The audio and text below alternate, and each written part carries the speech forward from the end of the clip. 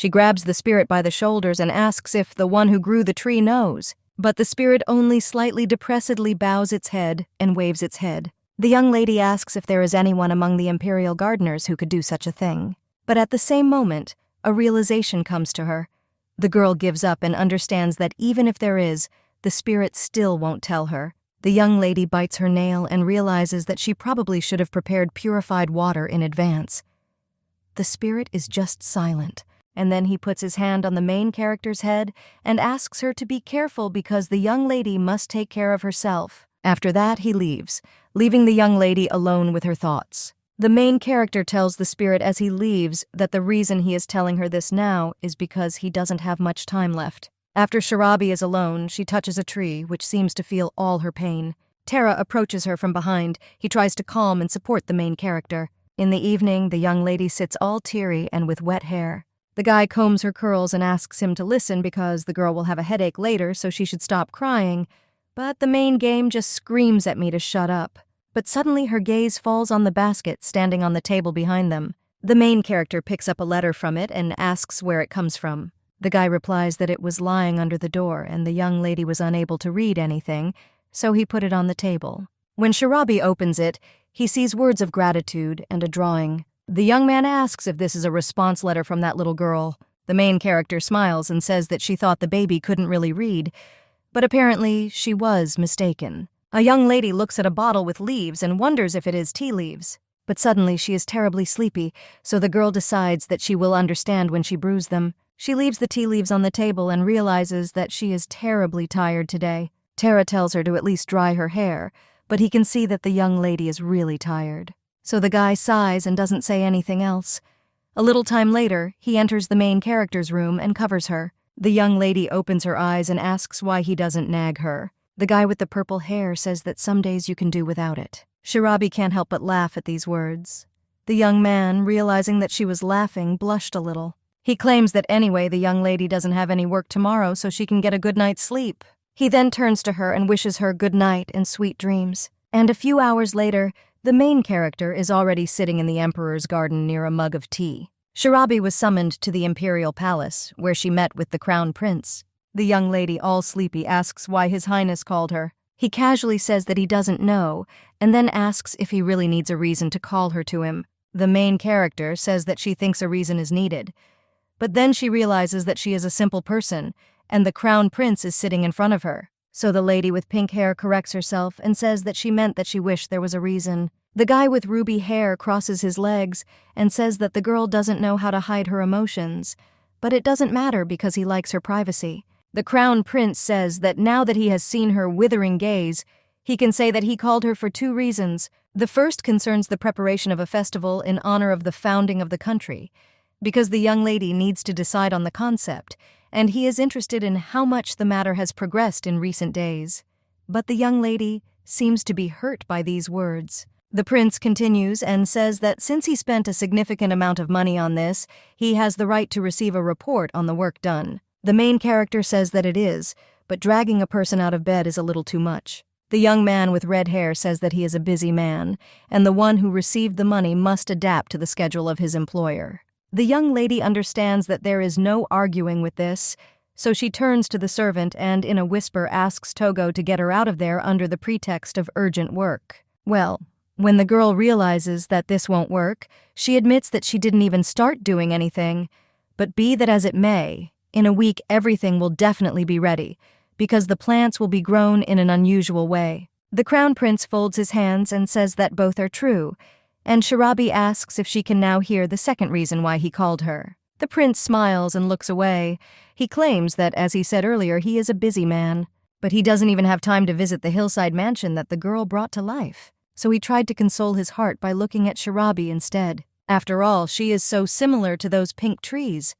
The guy folds his hands and says that after they started talking, they were preparing for a festival in honor of the founding of the country. Then he became interested in something else, after which the guy asks what the limit of her abilities is. The young lady looks at him and thinks that she has never given other people clear explanations about her abilities. Whether it was the power of the earth or the water, people who made deals with it could only speculate.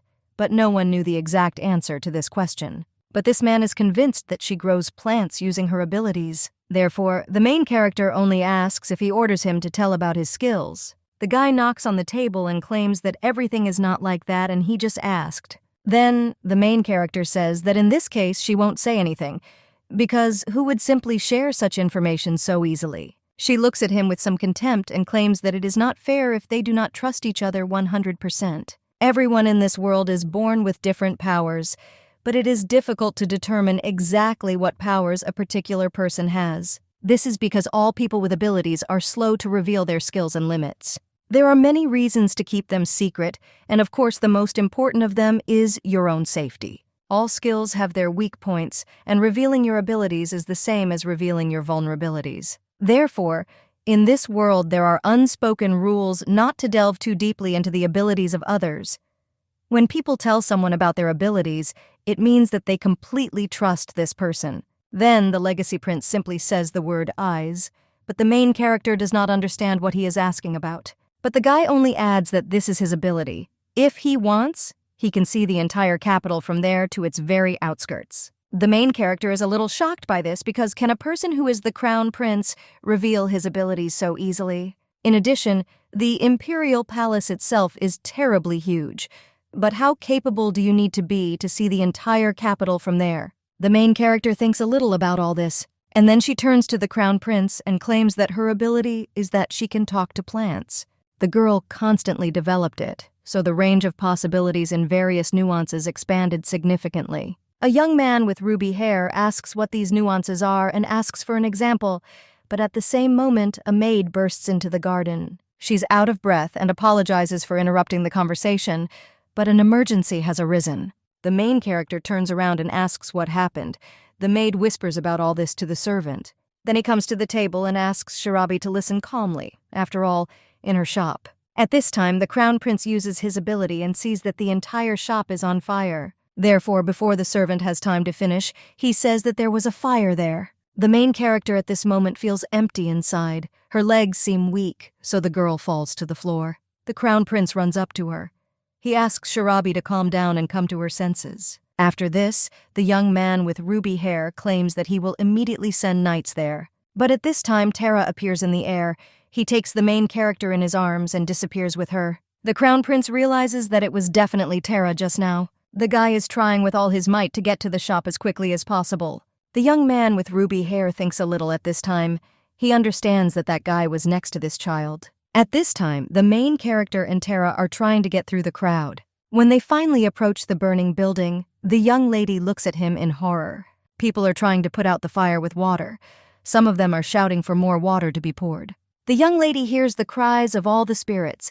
They desperately ask Shirabi for salvation. The main character at the same moment pushes Tara away. The young man asks him to wait stupidly, but Shirabi is already running as fast as he can. In her thoughts, she asks the distraction to hold out a little longer because she is already on her way. But suddenly someone grabs the young lady's hand. The main character screams to be let go. This guy turns out to be the same knight. He says that he can't because it's just hot inside now. He claims that he cannot allow the young lady to fall into eternal sleep. The main character remembers how she died in a past life, and when she woke up, she found herself in this world. She screams that even if a person dies, he can be reborn. The guy with purple hair doesn't understand what she's talking about. Shirabi, with tears in his eyes, says that spirits only have one life. Then the guy can hear the screams of the spirits and asks if there are people left inside. The main character claims that even after hearing the voices of the spirits, the knight tries to stop her, then he cannot be considered a human. After that, she runs straight into the flames. Tara sees this and heads after her, the knight biting her lip. But he decides not to remain idle, so he screams out with a request to listen to him, and then asks if there are people there who have the power of water. After all, this is a complicated fire, and the shop was set on fire by the power of fire. When the main character goes inside the building, she sees a spirit there. She is horrified and asks Togo to wait and promises that she will stop the fire no matter what. But the spirit claims that this is not why he came there. He apologizes to Shirabi and says that he is sorry that he did not give her time to prepare, but he asks her to take care of others. The spirit places his hand on Shirabi's head and smiles sincerely. He says that if a miracle ever happens, they will do it again. But he doesn't have time to finish this phrase as the fire burns his soul to the end. The main character is in despair. She screams that this is not it. After this, he collapses to the ground trying to collect the remaining particles of the spirit. But the spirit of the old tree immediately released all its remaining strength. The flame was extinguished by the rays of light that soared upward. The stop of color was so huge that the entire capital saw it. The spirit of the old tree eventually died out, and although the shop was not damaged at all, the garden burned to the ground. The main character cannot hold back her tears because of this.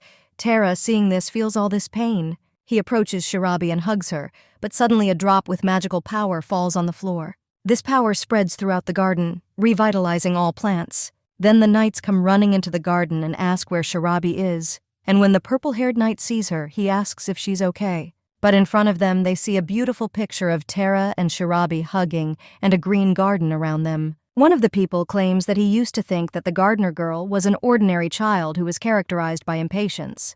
But now that he has seen such and such, he wonders if she is the goddess of the forest herself. A few days later, a guy with purple hair claims that the target of the one who started the arson was Shirabi. The young lady says that it looks like it, and she even knows who could have done this, although these are just assumptions. The main character looks at the bottle of tea and asks what is wrong with these tea leaves. The guy claims that after reviving the garden, the girl slept for 4 whole days.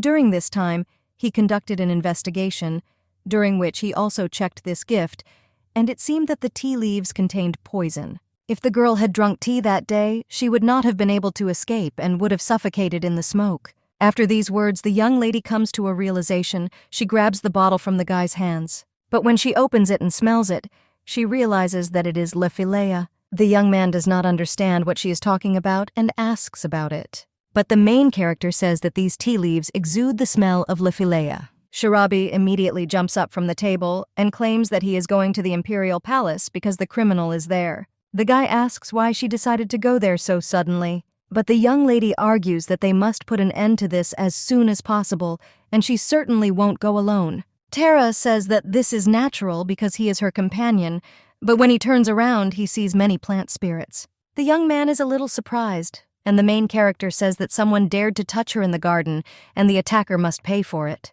Sometime later, at the imperial palace, Shirabi says that she has already received permission from His Highness the Crown Prince, and he asked for unnecessary hands-off. The girl remembers the servants and asks if they are all under her control until the end of the festival in honor of the founding of the country. The servant only whispers to the main character whether the prince gave her permission and just left, and she replies that she thinks he is hiding somewhere nearby, and if he meets him, then let him lead him there. After which the main character enters the room with the gardeners. She walks past, examining each of them, but when she approaches the last one, she realizes that someone did not show up. She looks at the servants and asks, "Didn't she say that everyone should come?"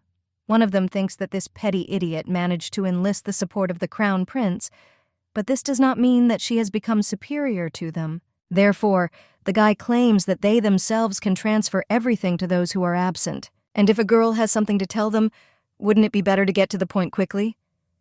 Shirabi, shocked by such impudence, she approaches the guy and asks if he tells him that this is the crown prince, will he also answer in a similar way. The young lady glares at him. Initially, Shirabi was an ordinary owner of a garden shop, so she was as close to the moon as the imperial gardeners. However, as long as she carries out her duties under the orders of the crown prince, then the young lady's words carry the same weight as His Highness's. She pokes at one of the gardeners, who asks what she wants, but immediately corrects himself. The main character orders him to immediately bring the missing person. After a couple of seconds, the fairies inform the young lady that they are coming, and the same man comes in, and yet his smell still hasn't disappeared. This smell is a burning smell. At this moment, a lady with burgundy hair enters the room. As Shirabi suspected, the missing person is a criminal. The main character says that she didn't even think that she could be caught, but her interlocutor pretends that she doesn't understand anything. Then the main character grabs her by the collar and asks if the girl really thinks she's such a pump. She also asks what you were thinking when you looked at the garden on fire. The red-haired lady's eyes narrow a little at such accusations, but she immediately plays the fool and claims that she doesn't understand what Shirabi is talking about. The main character asks if she understands. She lets the villain go and says that in this case she will explain everything to her. The girl uses her power, and plant spirits immediately appear in the air. The other gardeners are shocked by this because those spirits appeared out of nowhere. The main character says that the girl with red hair gave the order to the little girl and got Le Filea, and then sent tea containing her paralytic poison to her home and set the garden on fire. Shirabi asks if she was pleased to see these children suffer and scream in pain. The lady with red hair asks what she is talking about. Doubts begin to creep into the thoughts of the other gardeners. One of them asks if Susan really did this. But the girl says that this is not so and she would never do that. But the fairy with green hair says that she saw her face that day. She woke up calmly in the morning, but the first thing she saw surprised her. After all, it was the same woman, and flames were coming from her hands.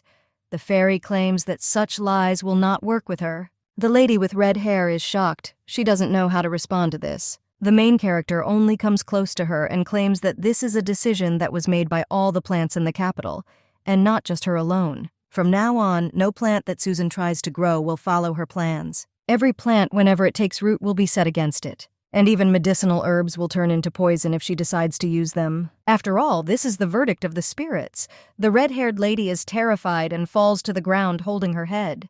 The main character looks at her like a non-entity, and then turns to the rest of the gardeners. She says that if anyone else is unhappy with her work, that she wants them to come forward and openly express everything to her face. But no one is going to do this. Then the young lady smiles and says that if there are none, then they can now begin to discuss the festival in honor of the founding of the capital. After all this, the main character feels very tired, so she lies down on the bed. The girl thinks that even though the bed is soft, it seems as if all this is not hers. Several days have already passed since that incident, and the imperial gardener, recognized as a criminal to the end, denied his involvement in the fire. But a little time later, when she was eating salad, she suddenly felt very ill. Therefore, the girl immediately rushed to the bushes nearby. She was horrified by the realization that Shirabi's words could be true. But when she looked at her hand, she saw that the plants under it had turned black. The girl immediately jumped back in horror. Then she became convinced of the curse of the spirits. Susan immediately approached Shirabi with significant monetary compensation. The lady with pink hair understands that she accepted this money, but even if she begs her on her knees, the decision is still made by the perfume. In addition, the villainess took the life of the spirit of the old tree and Le Filea, so the young lady just turns around and wonders if this is her concern. But either way, it will be a great experience. The young lady tosses and turns on her bed and thinks that this situation may have arisen because of the renovation of her shop. But in the end, she got the chance to stay for a while in the imperial palace. But then something else catches Shirabi's eye. The girl immediately gets out of bed and heads to the window. After that, she rubs her eyes and looks at the garden. The girl then descends into it. She thinks she definitely felt a strange energy there, so the young lady wonders if it was a spirit. At this time, several spirits fly up to the main character and ask if the girl has come to take care of them. But Shirabi says that she too does not live by work alone. Then the young lady turns around and continues her search. One of the trees asks if she is looking for something, and then asks if she wants to climb on it and look around from above.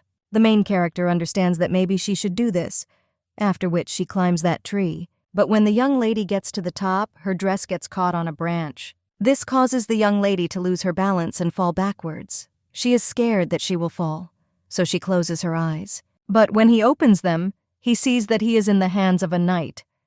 The guy asks if she is okay. Oh, the main character looks at him, not understanding what is happening. But then he realizes that it will open and claims that he is completely fine. She jumps off his arms and brushes the dust off her dress. The young man with purple hair looks at her and remembers all the events that happened in the garden. He asks if Shirabi is better, and the main character asks what he's talking about. The same one replies that he is talking about the incident with the garden and her shop was also badly damaged due to the fire. The main character says that, fortunately, the fire did not penetrate the interior of the store, and she has already begun repairs using the compensation received.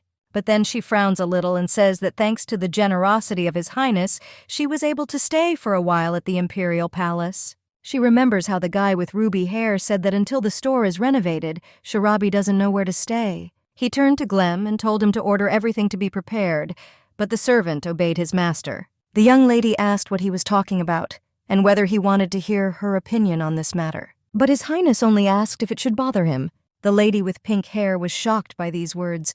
They even brought her into a stupor. But then the main character becomes furious. She screams that even if the imperial family lives happily ever after, to some extent not listening to anyone's opinion, you can't be so deaf. The main character is almost seething with anger remembering these events. But she sighs and tells the knight that everything is fine now anyway. She claims that the birth and disappearance of spirits is a kind of providence of nature. The knight asks if she means that when a tree dies, it is like the death of a person. The young lady sees the fairy on his shoulders and says that she thinks everything is exactly like that.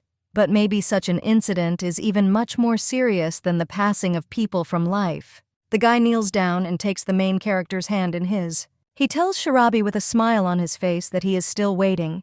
He claims that he is talking about the answer regarding the festival. But a moment later he gets up and says he's glad to see the young lady is okay, then bids her farewell and leaves. Fairies surround the main character.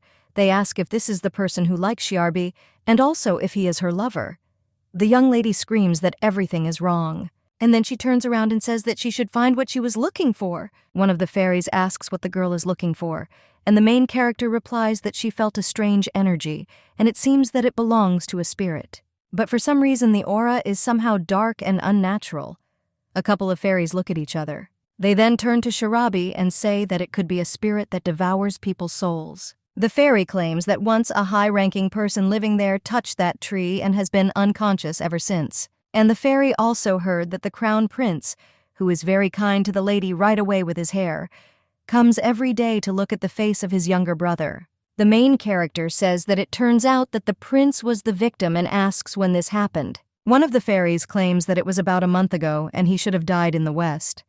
But apparently, thanks to the fact that he used his ability, he managed to survive. He separated his soul from his body and ran away so as not to be caught and eaten. The main character is shocked by these words. Now she understands that the spirit of the old tree gave her advice specifically about this story. The young lady does not understand what to do and where to find that tree. She continues on her way and thinks about what she should do. But suddenly she crashes her head into someone and then falls to the ground. When she looks up, she sees the crown prince. The guy with ruby hair asks what she's doing alone in a place like this. Shirabi greets His Highness, who says that it seems the girl was looking for something. The young lady immediately jumps up and asks what he's talking about, but then says that she was trying to find inspiration for the founding festival of the country because they needed unusual ideas for decorations. The prince just laughs. He says that he did not know that the young lady had enough motivation to volunteer to work overtime and without additional pay. The young lady realizes that she has been tricked into this and decides to tell the truth. She says that she feels some strange energy nearby. His Highness approaches her and asks what this strange energy is. He grabs the main character's hand and asks if she discovered something or if it's just her intuition. But suddenly the guy's gaze falls on something else. The crown prince is surprised because now he can see fairies. One of them flies up to him and claims that it looks like this man is seeing them now. The main character says that the spirits of the surrounding vegetation are now in front of His Highness. The guy with ruby hair remembers how the main character talked about her ability. He lets go of her hand. And then she says that she said earlier that she could hear the voices of plants. But now the ability has strengthened, and she has become able to do even such things. He says that the girl's ability is closer to shamanism than to the field of gardening.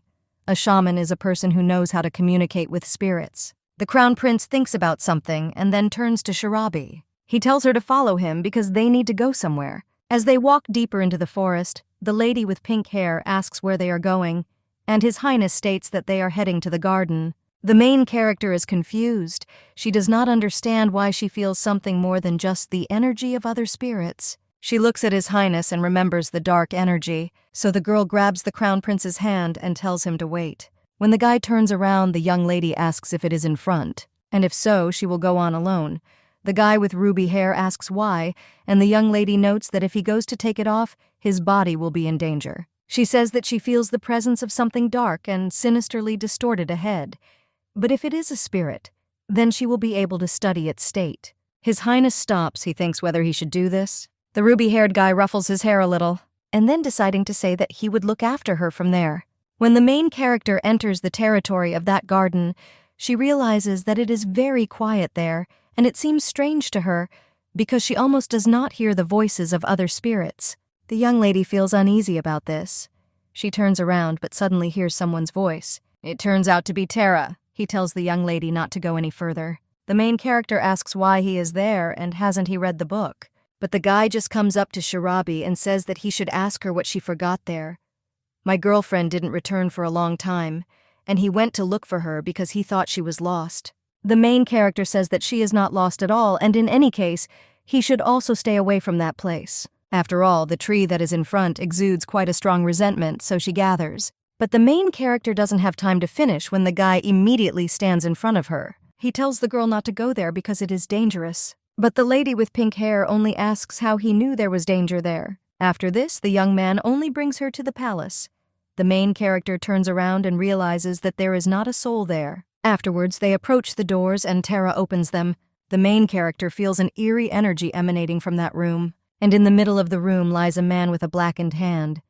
Tara only says that if she comes closer to that tree, it will be bad. The main character approaches that bed and sees a guy similar to Tara. She is shocked by this, and the young man claims that being next to the tree, Shirabi can become like this, so he asks now that she has seen this whether she is still going to go. He claims that although the girl is a talented gardener, it is unlikely that anything can be done about this problem. After this, silence hangs between them. The young man looks at Shirabi. He puts his hand on his forehead and says that one day he was going to tell her everything, but the main character only claims that it was him. She says he was that ignorant prince. The main character says that she didn't see the tree, but even from a distance, she felt someone's presence, and the guy managed to touch him. The young man asks if she is surprised, but Shirabi asks what he is talking about. Then the guy asks if she feels deceived. Because the fact that he is a prince, the main character does not let us finish, and asks if he is talking about what he hid. It's from her. The guy looks away.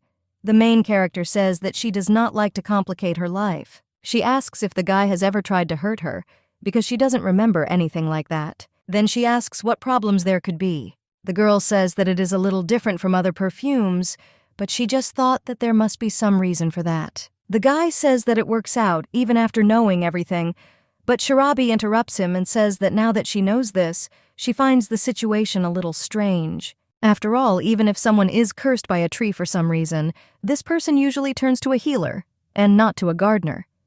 The guy just lowers his head. The main character turns to him and smiles and then asks where this tree is. The guy goes to the window and opens the curtains. Then the main character can see that dark energy. When the girl looks closely, she sees a spirit there emitting dark energy. The main character is shocked by what she sees. The spirit woman flies closer to her. She says someone has come again, and then she asks if this is another stupid owner of the ability. The main character looks at her and claims that the girl is not a spirit. The woman approaches her and asks if she can see it, but says something. Whether she is a spirit or a demon, the young lady should not care at all, because the girl will die soon anyway. The woman claims that today she came out to greet the guest, and as soon as she finishes everything with the prince, she will do the same with her. The main character clenches her teeth, and then he turns to Tara and says that he needs to warn everyone about the danger, because this demoness is apparently determined to lure more people and steal their souls. Then the two of them leave the building and the main character sighs. But when she raises her head, she sees the crown prince. The girl understands that, if you think about it, since Tara is a prince, it turns out they are siblings, and now she understands why they seem so similar. The main character tells His Highness the Crown Prince that she is inside, but he doesn't let her finish and asks if she saw Tara there. The young man is shocked by this. He touches the main character and approaches his brother, and then asks how he knew. The Crown Prince claims he found out about his charade when there was a fire at her gardening shop, and perhaps Tara's meeting with her was inevitable. The guy with red hair is a little silent, and then he turns to Shirabi. When the main character comes unstuck, the prince asks if she can deal with this problem. The young lady remembers Tara lying on the bed and says that there is a chance. Then the crown prince sighs and tells her to name her price. He claims that he will pay whatever she says, but the main character says that she will not take the money. The young man with purple hair is shocked, and the main character says that she simply cannot allow her friend to die. And even if His Highness ordered her to take on this matter, she would still do it. The lady with pink hair says with a smile on her face that she doesn't need anything. Well, then she realizes something and says that she cannot solve this problem right now, and it will take some time, so His Highness must wait until after the founding festival. And the young lady asks if she can use the library of the Imperial Palace. A short time later, Shirabi sits with a book. Her head feels like it's about to split in two, after which the girl lies down on the table and says that it's like she's taking a math exam again. Tara puts down her mug of tea and says she should get some rest. But the young lady just jumps up and asks who she is trying so hard for, and then asks if he forgot. But then the girl remembers that he is a prince and addresses him as you. The guy just smiles and tells her to just talk to him as before, because she even communicates with his brother quite freely. The main character remembers how she said that if she thinks about it, how can she now address him so disrespectfully? Well, the guy replied that if this was an unimportant official meeting, then he didn't care at all. Afterwards, the two of them look at the crown prince. He asks why they were staring at him and whether he is their main villain. And after that, he says that the young man can do as he pleases and asks if the guy is not her best friend. Now the young man says that his brother said so. And then he turns to the main character and asks if she dug up anything, but the young lady replies that she didn't. She claims that the matter cannot be done without shamanism. She is going to ask the shaman about this. The young man asks if she is going to do this, and the main character answers that. Shirabi says that among her friends there is a shaman who has entered into a contract with the spirit of water. Abilities like hers are rare, and perhaps the guy even heard her name because she's from the Zelban Empire. Tara approaches the young lady and asks if she is talking about Yuvlin.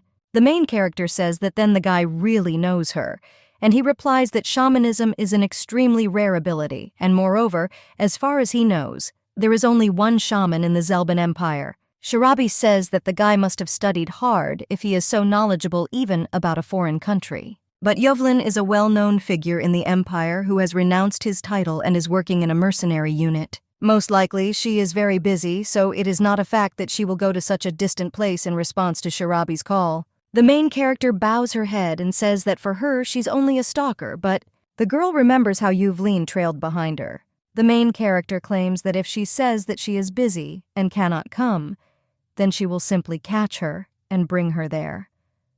The girl picks up the paper and doesn't understand how to write it. Tara smiles and looks at what the lady with pink hair is writing. But when he reads what was written, he is shocked.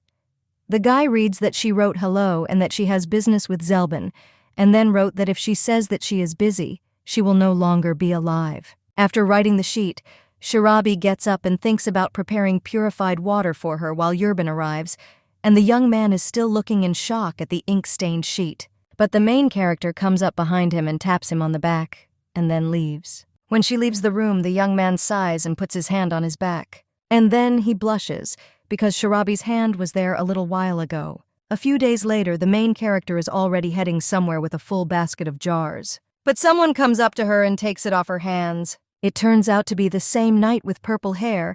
He asks what all this is, and where the young lady is going with this. After this, as they walk along the road, the main character replies that this is purified water, and she is going to take it to the Imperial Palace. The knight asks what purified water is, and the main character replies that he can think of it as a supplement that one particular tree needs. The guy says that the girl must have received some order from His Highness, and then he asks if preparations for the festival in honor of the founding of the country are going well. The main character remembers that festival. And then the memory of the knight asking her to come with him creeps into her head. The lady with pink hair says that in general, but the guy interrupts her and says that he is not going to rush the young lady with an answer so she can calmly make any decision. And when the young man raises his head and sees that they have arrived, he puts the basket with jars on the floor, and he tells the main character that he will go and then wishes her a good day. Tara watches the guy leave. He narrows his eyes a little while looking at him. The main character thinks, she says that it's still a little strange, because that person is Kael. Tara asks what's wrong with him, and the main character replies that obviously he is a person, although she suddenly felt some very familiar energy. The guy asks if this is familiar energy, and the young lady says yes. She met him only recently, but for some reason it seems to her that she has already encountered similar energy before. The young man senses the dark energy and suddenly realizes it, so the guy says that what is more important now is that the place she is going to is this. The main character compliments his speech and says that everything is true and this is his palace. When the main character enters this territory, she opens a bottle of purified water. And this allows you to trap dark energy in a jar. Tara is shocked by this. He says that these bottles contain purified water. The main character opens another one and says an eye for an eye, a tooth for a tooth. She places these jars everywhere to cleanse the area of poison. And this energy surrounds even the dark tree. The main character looks at what is happening there. And the woman made of wood apparently cannot get beyond that energy. The main character says that although the problem will not be solved completely, this will allow them to gain some time. And the catch is that they are now in the Imperial Palace. The young man asks what is wrong with the Imperial Palace, and the main character replies that the spirit of that rotten tree is quite strong, and perhaps he will be able to attack them in other ways. After all, there are many opportunities for this. The guy asks what other methods are and asks her to give an example. But the young lady puts her finger to her mouth and invites the guy to quickly come back because for some time this purified water will act as a barrier. And during this time, the young lady would like people not to come near this place. She leaves and hopes that she can prevent any unnecessary commotion from occurring. The spirit from the rotten tree is trying to get out of the barrier at this time. But when she touches him, her fingers immediately turn black. The spirit of this rotten tree curses the main character and says that she is a damn gardener. The woman asks if she thinks that her cute tricks will affect anything because the woman has a lot more trump cards up her sleeve than she thinks. At this time, a small white mouse runs past. The brunette sees this and sends dark energy to the animal. When the mouse smells it, its eyes turn red. The animal sniffs out something and then runs away, apparently with the woman already in control. At this time, the maid is calmly walking with a basket of things. She does not even suspect that the same mouse is standing behind the doors. The young lady continues on her way, and the rodent jumps out at her from behind. Hearing some sounds, the maid turns around. When she looks at them, she sees a rat. She throws the basket of things and screams, but then the door opens behind her, and the white shirt flies away. The maid looks at it in shock, and then she tries to get it. But no matter how hard she stretches, she can't. Therefore, a little later, she comes out with a lamp. A girl wanders around the garden, and you think what the hell this is all about.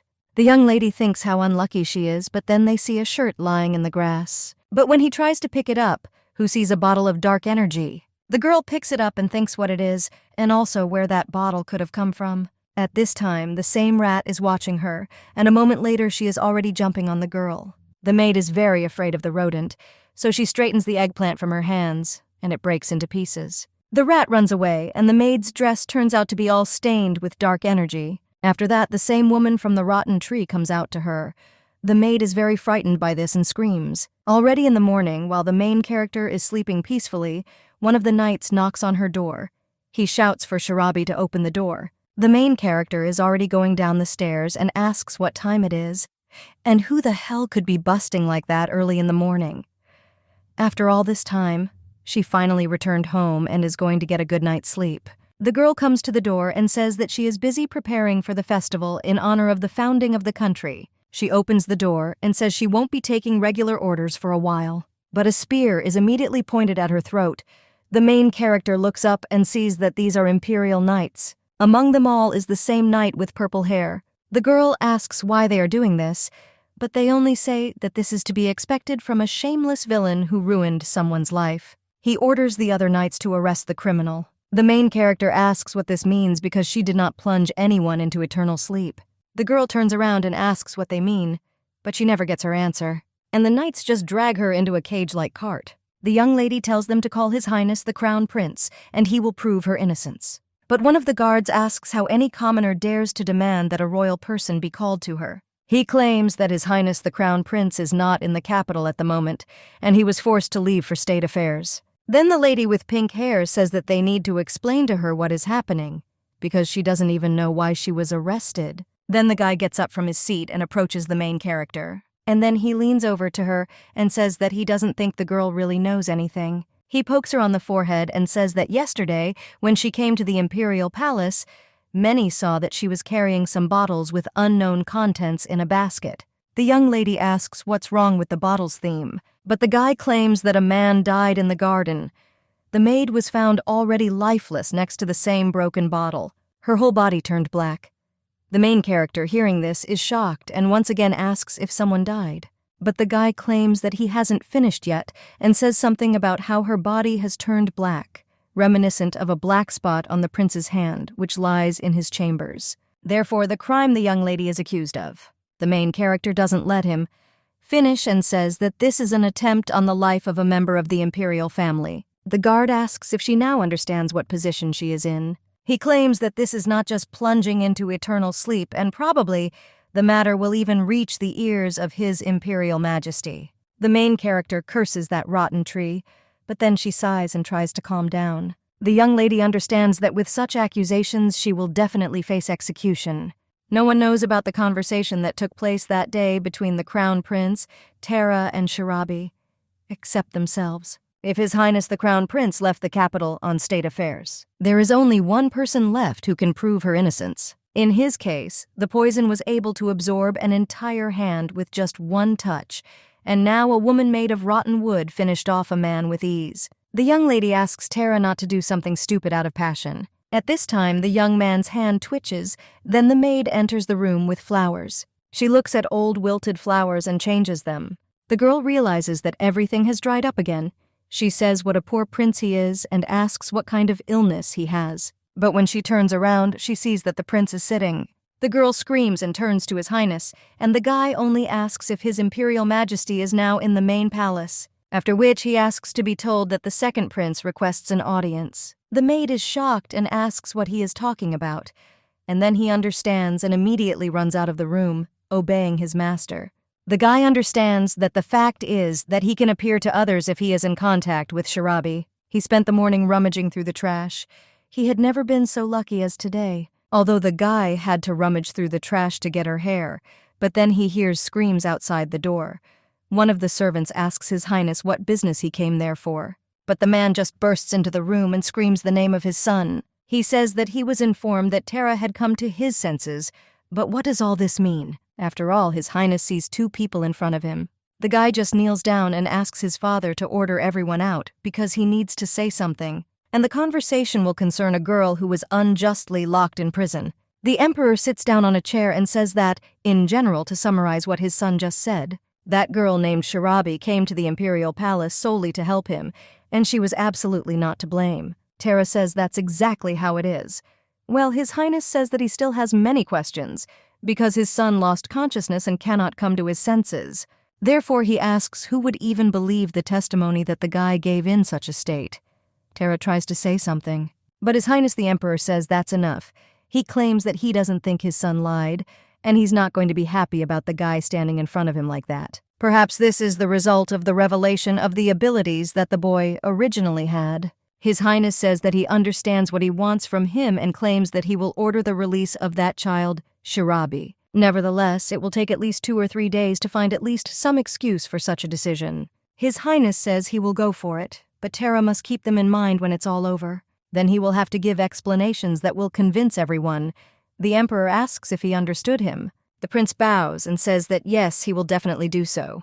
2 days later, many scientists had already gathered at the crime scene. The knights told their colleague that the investigation of the crime scene had been completed and he could entrust the remaining work to them, and the guy replied that then he would go to the suspect. When he opened the doors to the dark basement, he began to walk up the stairs. But the young man with blue hair curses that place, because every time he goes down there it chills him to the bone. When the guy approaches the cage with the main character, he takes out the keys. The young lady looks at him and wonders what awaits her. The knight tells her to go out because this is an order from His Majesty. After a little time, the main character is already free. She is breathing a little heavily. Tara approaches the girl and asks what about relaxing first and then starting to work. But the young lady only asks if she has time for this now. She says she was jailed for 2 days, so she lost all her time allotted for preparing for the festival. But for this work she was paid 1,000 gold coins. And His Highness the Crown Prince will also be back soon, so the young lady continues her work. The guy wants to object to something. However, the main character says that she doesn't want to hear any buts. And besides, the girl turns around and points to the other gardeners. She claims that that company is boring into her with their evil glances. One of the girls approaches her and asks if Miss Shirabi is really sane. The main character turns around and says exactly. Then the girl points to the empty pots and asks what they are and whether the young lady wants them all fired. A couple of people pass near those pots. One of them asks if it wasn't said that there will be a parade there. The authors say that it looks like the current festival in honor of the founding of the country will be simple. The main character sighs and asks how the sparrow can understand the great plan of the heron. She waves her hand and says that she shouldn't waste her energy talking now, so she asks the gardeners not to start unnecessary quarrels. The girl screams what she said.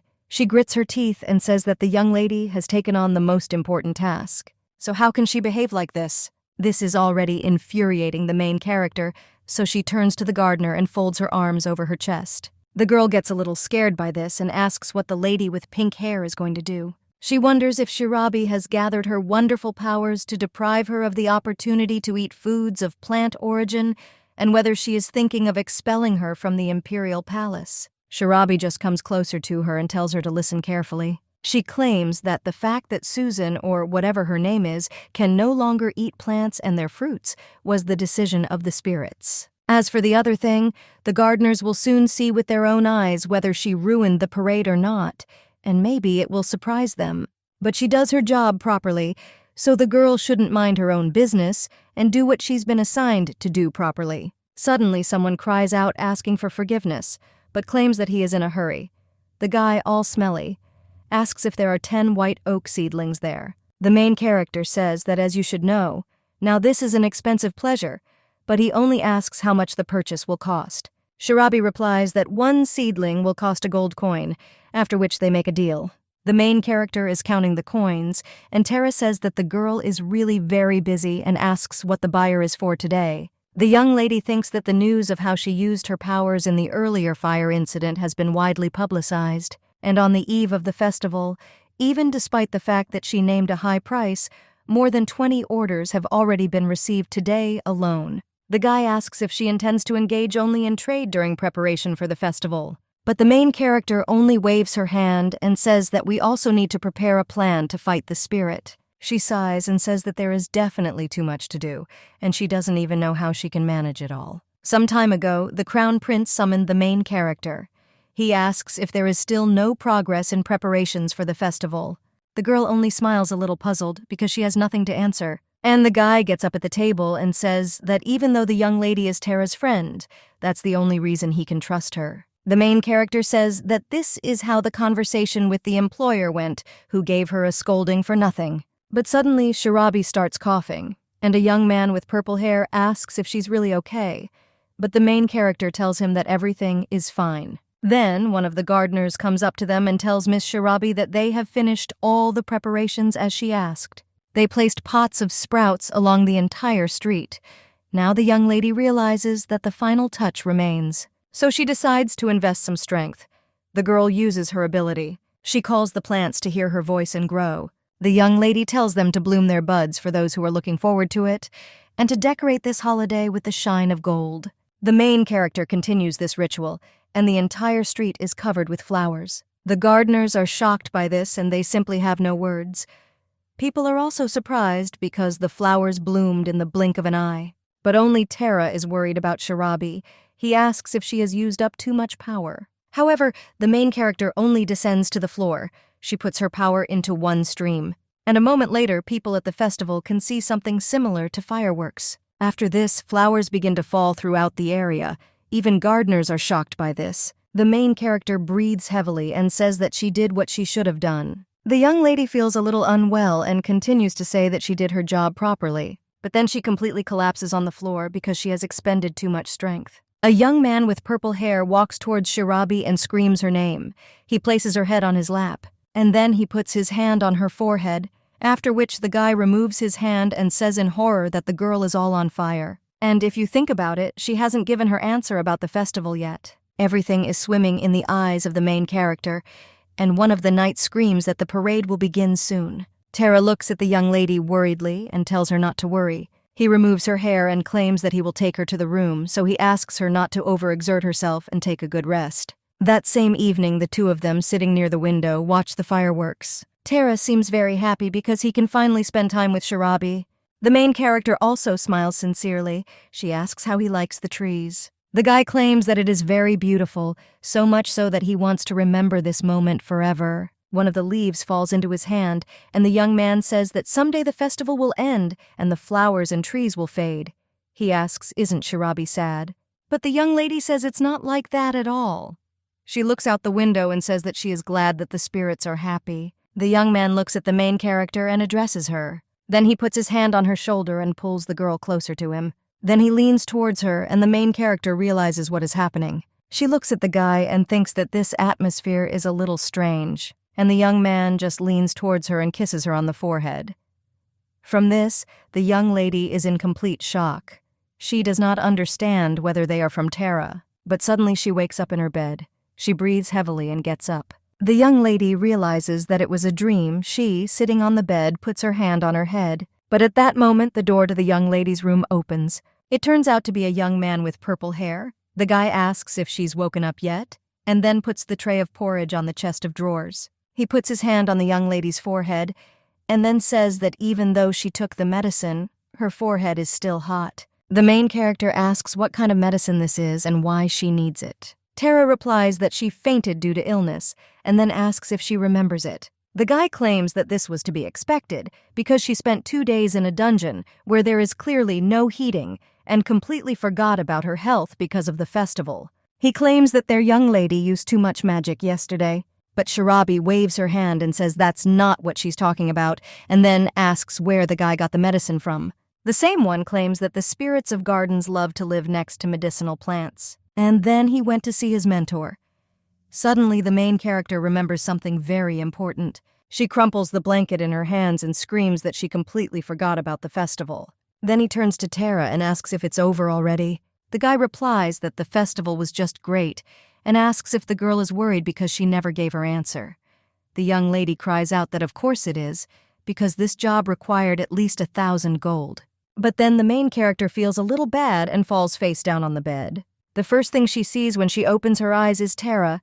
He turns to Shirabi and asks if she is okay. He holds the young lady to prevent her from falling onto the bed and argues that she should stay in bed a little longer.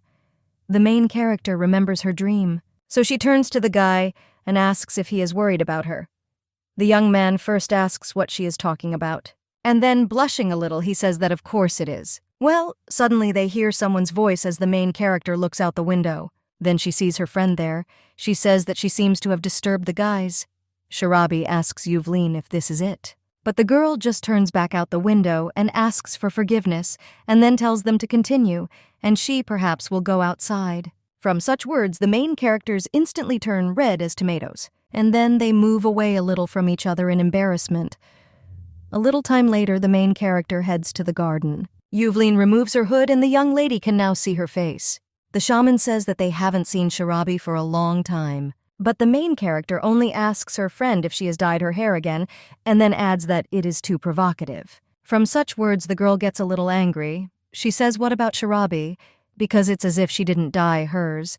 But the main character only asks if her friend's hair will fall off if they dye it so often. Yuvlin just smiles and says that the main thing in this matter is good care. The girl claims that they cannot be compared with those that were before and asks if Shirabi wants to touch. After all this, the lady with golden hair asks who the guy standing next to Shirabi is, because he doesn't look like an ordinary spirit. The main character looks at her companion and remembers that he is a prince.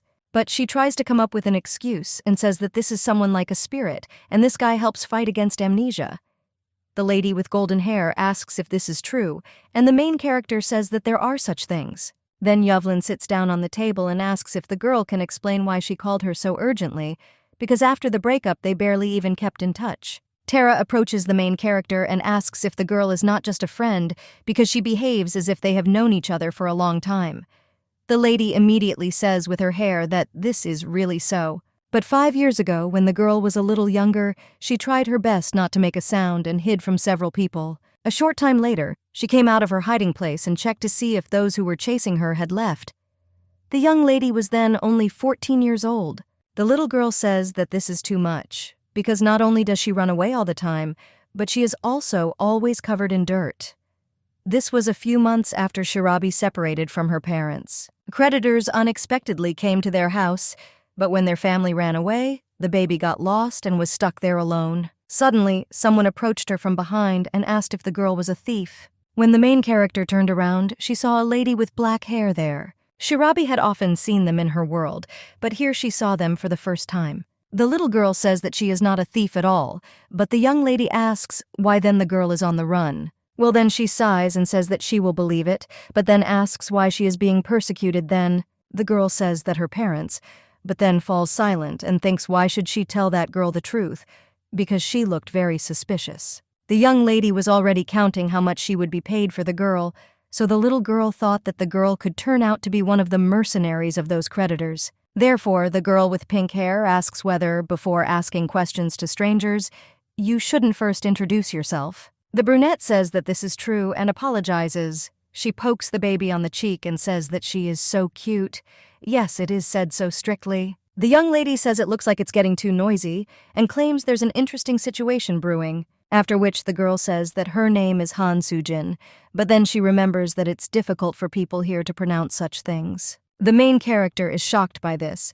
She doesn't understand whether it seems to her or not. But the brunette only says with a smile on her face to call her Yuvlin, and then asks why the little girl is so surprised. And the main character remembers this name. She asks her to repeat her name. But the brunette just bends over to her and says that if it's too difficult, then the little girl shouldn't strain herself, because she said that they could just call her Yuvlin. Well, the girl can't believe it because this hasn't happened in the last 14 years, and this name is definitely not from this world. Therefore, the main character claims that her name is Lee Ji-yun. The brunette is a little shocked by what she heard, and the lady with pink hair only adds that she can call her Shirabi, and now she believes that she can ignore her previous words. Han Sujin, whose middle name is Yuvlin like the main character, remembered her past life. In it, she was on Earth, in South Korea. She lived there as a 20-year-old girl. But the last thing she remembers is drinking with friends, and then, for an unknown reason, she died. Be that as it may, meeting Yuvlin was a salvation for the lady with pink hair. She talked to her while chewing bread. The little girl said that this is how her friend died while drinking beer, and the brunette replies that she was always just terrible when she was drunk. Well, then she asks what about her? And the main character claims that when she was coming back from a math exam, a child ran out of some building and pushed her hard. The lady with black hair just laughs and says that it looks like the girl is not very attentive. Natalie just screams, whoever is talking. The brunette gets up and says that when you want to be reborn, fate is usually favorable to you, and it's unlikely that Shirabi's destiny is to be caught by creditors. Yuvlin claims that she thought her hair color was left over from her past life. The main character just sighs and says that's how her hair is. But then he turns to the girl and says that since there is such a connection between them, maybe she will shelter her, and then asks where she lives. The brunette says that she can shelter her. So, albeit not for long, but thanks to her the main character found shelter. True, this shelter had the small disadvantage of being the headquarters of the mercenary troops of the Empire. Yuvlin opened the door and shouted to her father to see who she had brought, and then screamed that they had a guest. Now the main character remembers this. It's like she's in another world. Tara waves her hand in front of her face, and then states that Shirabi, of course, is telling a good story, but it looks like she's really daydreaming. The lady with golden hair says that her friend is always like this, and it was at that time that she decided to create a garden. At 14, they even proposed to her, and it seems that this guy's name was Matthew. Tara screams in shock whether this was a proposal, since the girl was only 14.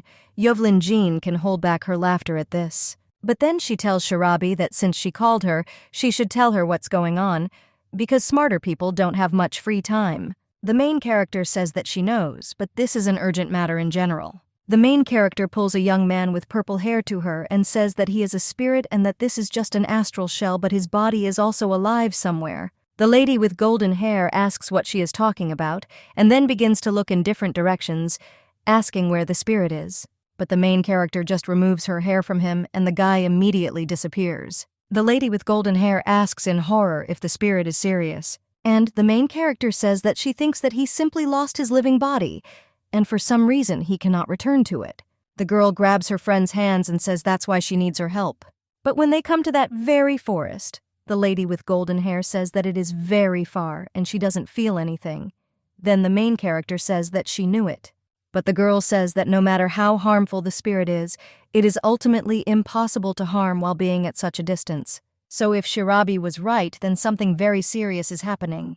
Apparently they will not solve this problem without the intervention of someone with very great spiritual power. Then the lady with pink hair asks if this situation can be resolved at all. Yuvlina replies that she thinks so, then Sharabi and Tara smile. But the lady with golden hair interrupts them and says that this is not an easy task, because she heard that the girl fought with this spirit. The main character says that that woman wanted to harm a person and she had to stop her. But Sharabi doesn't understand, so what? Then the young lady asks if her friend thought why the spirit of this rotting tree wanted to harm people so much. The main character is a little surprised and asks why the spirit of a rotten tree should harm people, and Yuvlin answers that this is in order to get what she deeply desires. The lady with pink hair asks what the spirit living in that tree wanted. Yuvlin replies that spirits born by someone's magic tend to think like people, and the spirits that live in Sharabi's store are similar to her in character, and probably they even think like her. This is how they differ from true spirits of nature. Then the main character asks what's wrong with Togo, and the lady with golden hair answers that only spirits created by someone can desire something. People like them can create complete chaos if they listen to this desire, and there is a high probability that in order to dispel the spell on her friend, she must give this rebellious spirit what he so wants. Sharabi says that if so-and-so she has to talk to her, she sighs and says that there is no other way anyway, except to go to the palace. But Yuvlin says there is another small but real problem. The main character looks at her questioningly and asks which one. And the lady with golden hair says that she is not from this country, and will they really allow her to enter the palace?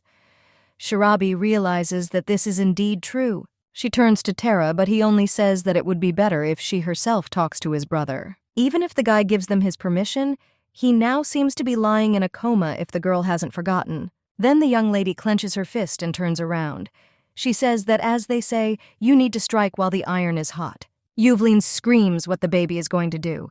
The main character turns around and says that she has decided to meet Karen Prince and get permission for Yuvlin. And therefore, until she returns, she asks to thoroughly water all the plants in the garden. Tara sighs and the golden-haired ladies are confused. But the young man only takes the watering can and gives it to Yuvlin.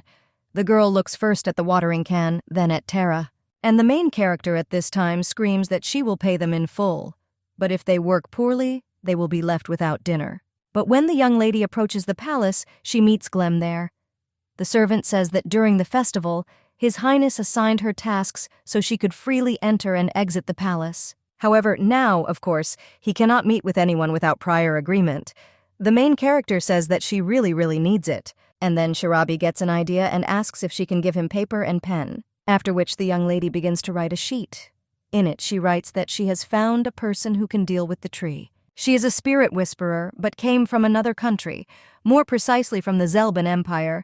Sharabi asks if she can enter his palace. The servant is watching all this, after which the main character hands the sheet into Glam's hands and asks him to give it to His Highness. The servant extends his hand and asks if it is urgent, since His Highness is a busy man. And the main character says that this is very urgent, and then says that then she'll go, because a client is waiting for her. Sharabi then returns to his home. There she is met by Tara and Yuvlin. The girl holds a sheet of paper in her hands. The young man takes away your main character's purchases and tells her to come quickly. He also asks if she went to the market. The whole package is quite weighty. The main character says that she just bought all sorts of different things and then looks at Yuvlin. The lady with golden hair says that this letter is a response from the palace. She gives it to Sharabi and says that she has not opened it yet. The main character reads the letter, and Yuvlin bends over to her and whispers that while the young lady was gone, she talked to their prince. She points to Tara and says that usually they knock out a wedge with a wedge so they can try to send a spirit to the spirit. That night they head to the palace. Glam says that as Mr. Crown Prince said this, it is true that Yuvlin, the black song of the mercenaries. The main character says that this is why the servant did not have to go with them. But when the lady with golden hair comes closer to the palace, she says that things are much more serious than she thought. Sharabi asks if they can definitely send the spirit there, and Yuvlin says that since he personally has no animosity towards that spirit, she thinks there won't be any problems. The girl extends her hand and uses force. Drops of water begin to swirl around her hand. And at the same moment, the spirit of water appears. He bows down and tells Yuvlin that they haven't seen each other for a long time. The lady with golden hair asks if the spirit remembers what she told him last time. The same one claims that yes, after which he flies away and says that he will be back soon. The main character looks after him. She is a little surprised and tells her friend that they are only talking about business, and it seems that they are not sending her away because the perfume is too noisy. Yuvlin says that it didn't happen right away.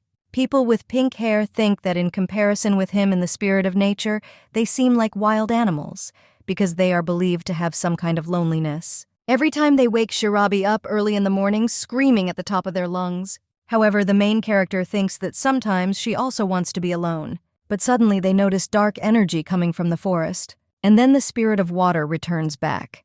The golden-haired lady says that it looks like Togo was just kicked out, and then asks if he received an answer. The spirit says that he, of course, found out what she wants. He looks at the main character, and she asks what this spirit said. The spirit thinks that this is an absolutely insane demand, but maybe these girls can handle it after all. Therefore, the spirit of water says that what she so desires to be called the love of the creator is a feeling that is shared by the magician and the spirit he created. The brunette claimed that this is what she wants to get so badly that she is ready to die. The main character puts her hand to her forehead and says how selfish she is. Yuvlin asks if there is such a move that will share this feeling with her, and the lady with pink hair says that this is the problem. She asks what if her creator has already died, and will she really need to find a necromancer? And it means that all this rot consumed the tree because its owner did not give it enough love. Shirabi says that as she thought, she will still have to go to Tara's room and see this spirit. Glam just nods and says that they already have permission, so they can do whatever they deem necessary. Shirabi steps forward decisively. She understands that she must convince that spirit. After that, she enters the room with Tara's body and opens the curtains. When the young lady goes out onto the balcony, she sees the same woman sitting on a tree. She sighs and turns to her. The brunette is shocked and immediately approaches Shirabi. And then he asks what's going on, and also whether she wanted to die by her hand. But the lady with pink hair only says that she found out what the spirit wants, and then claims that she can try to find this person. Well, maybe the woman will give her at least some information. But the spirit of the rotten tree only screams so that she does not laugh at her. And then he asks if the girl wants to destroy her so much that she will go looking for a man about whom she knows absolutely nothing. She looks at the lying prince and says that if she dies, then her friend will wake up. Shirabi says that she is right, even too right, because she doesn't care what to do with the woman, clean her or finish her off so that Tara can live on. However, to be honest, she always has the opportunity to destroy a woman against her will. Few people know about forced extermination, except perhaps those people who are connected with the spirit world. A person who wants to destroy a certain spirit can do this by spending half of his strength. It is believed that this part of his magic will be lost forever and he will be weakened by half, although there is a possibility that the power will return. But however, until now, all attempts to find a way to restore them have burst like soap bubbles. Therefore, most spirit spellcasters do not even think about performing this ritual of extermination and think about it only as a last resort when it comes to a matter of life and death. So the young lady asks if the spirit of the rotten tree wants this. After all, if so, then there is only one option that will suit everyone because the spirit is sick. The woman clenches her fists hearing this. Shirabi says that she doesn't know why she wants to feel love like the one her creator could give her, but she wants to find out. The brunette asks if she really wants to, and the main character nods. Then the woman extends her hand to her. Tara and Evelyn are excited about their friend, but the woman with black hair only envelops her in dark energy and says that she will tell her about it. And if a girl really wants to end everything the way it would be best for both of them, then let her follow her. The main character is enveloped in this dark energy, and after a little time, her eyes become dark. After this, the young lady wakes up on the balcony of the same palace. She realizes that it seems she has not died, and then she hears sounds from behind, so the girl heads into the corridor. When she goes down the stairs, she thinks that it looks like the building where Tara is, only everything looks a little different there. Then the girl sees energy coming from the doors, so she heads into the garden. There she sees a young man with brown hair.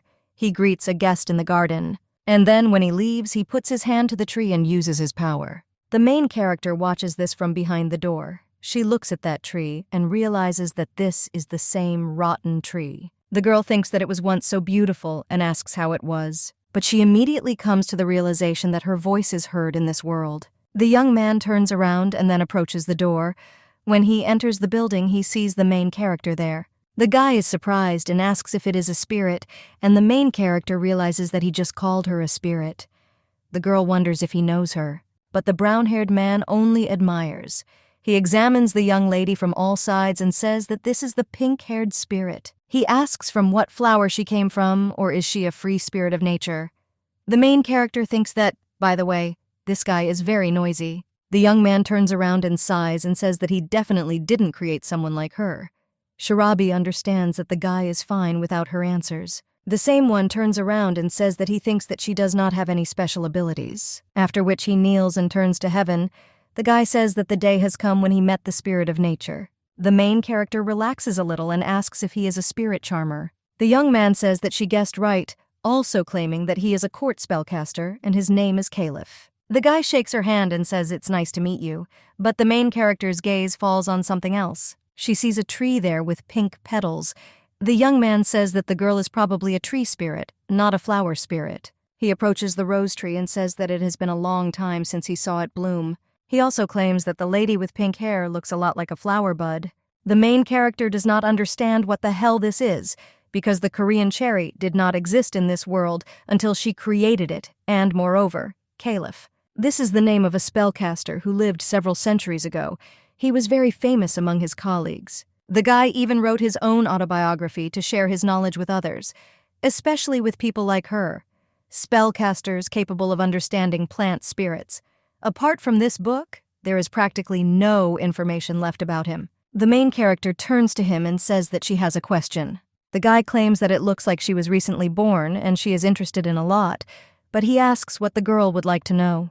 The young lady claims that he said that he did not create her and therefore assumed that she was unlikely to have any special power, so she asks what that means. The guy approaches the tree and claims that he has been taking care of it lately. After this, his spirit appears from the tree.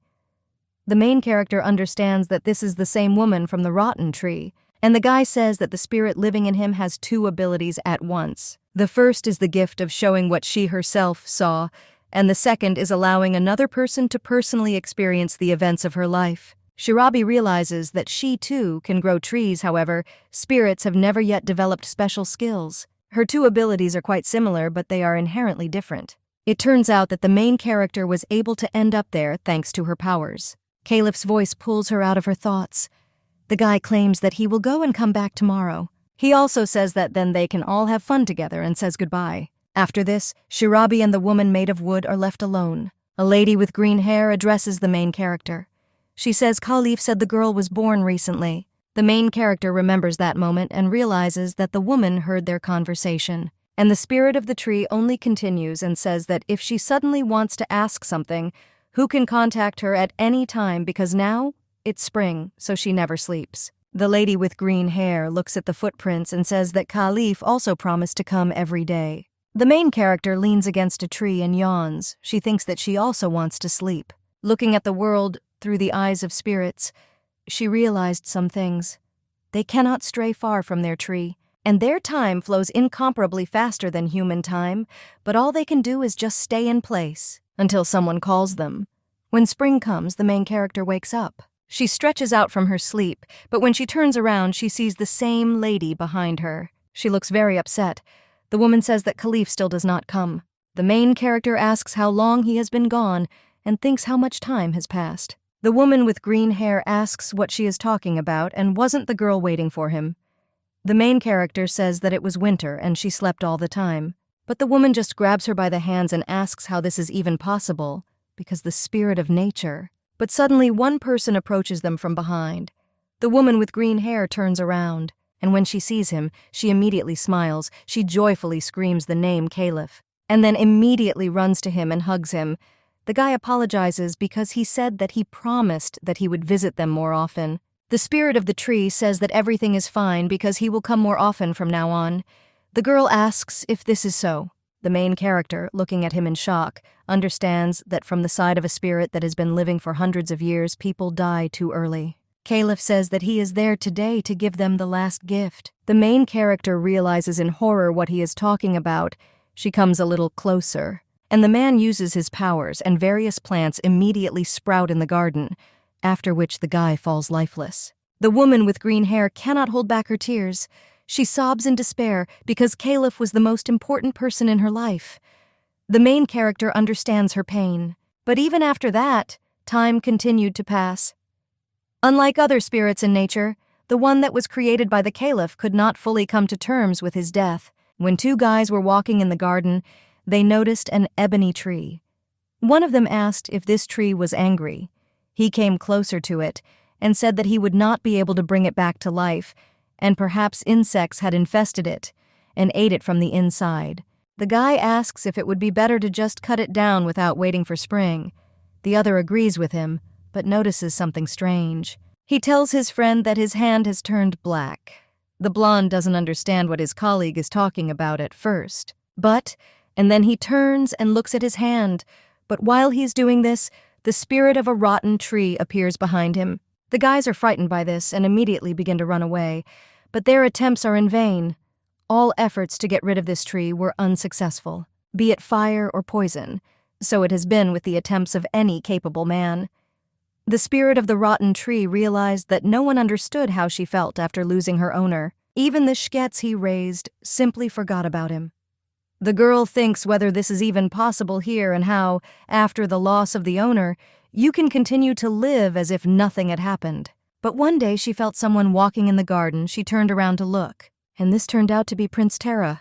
The guy was walking through the forest with the servants. The young man claimed that he wanted this palace because he liked the local garden. Glem turns to His Highness and says that it is quite dangerous there. But the prince does not listen to him and says that the trees located in this garden are familiar to him, and they are similar to those that were in the mansion where he and his brother lived for some time. After which the main character watches the guy enter his new palace.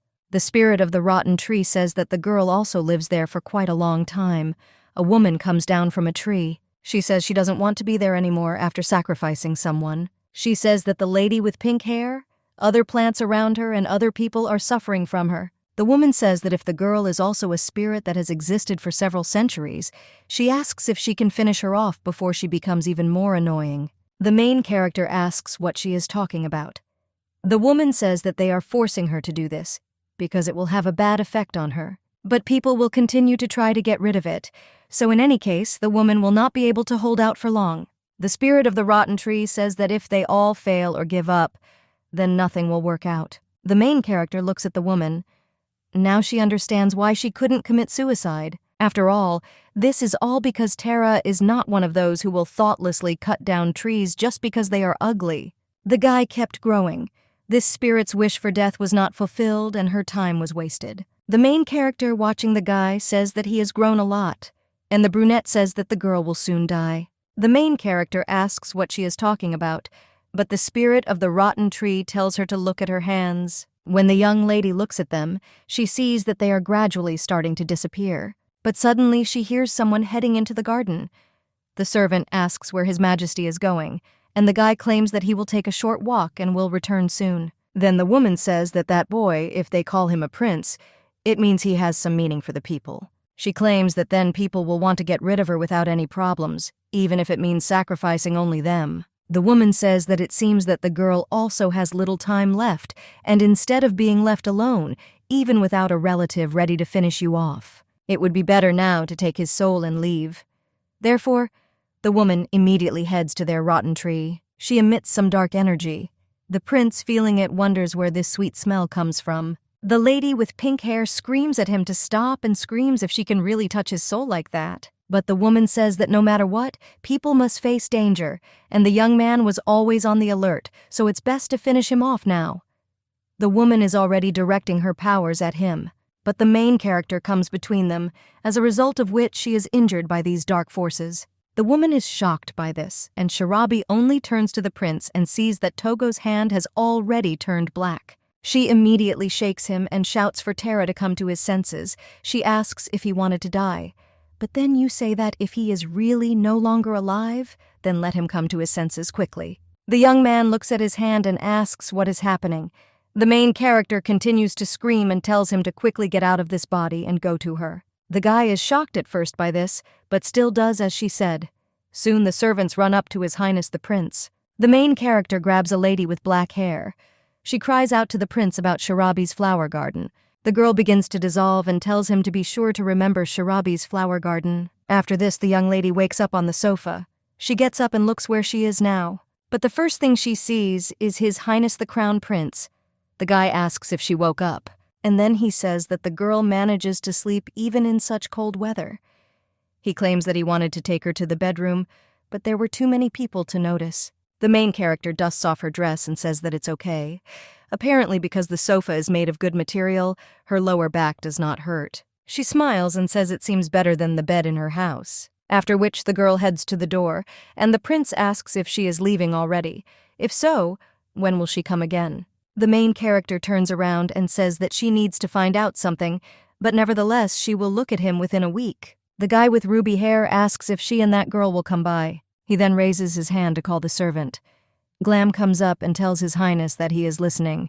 The Crown Prince tells him to act according to the situation, and at the same time assign the young lady a knight to accompany her to the appointed place. Servant says it will be done. After this, when the young lady heads down the corridor, she sees a familiar knight there. He greets my lady with a smile, then he takes her to her shop. The main character thanks Togo for accompanying her and wishes her a safe journey. The golden-haired lady asks who that guy is, and Shirabi replies that it's a knight they know a little. But the main character claims that this is not the case, because when she entered she noticed an extremely unpleasant man standing in front of the door, so she asks who it is.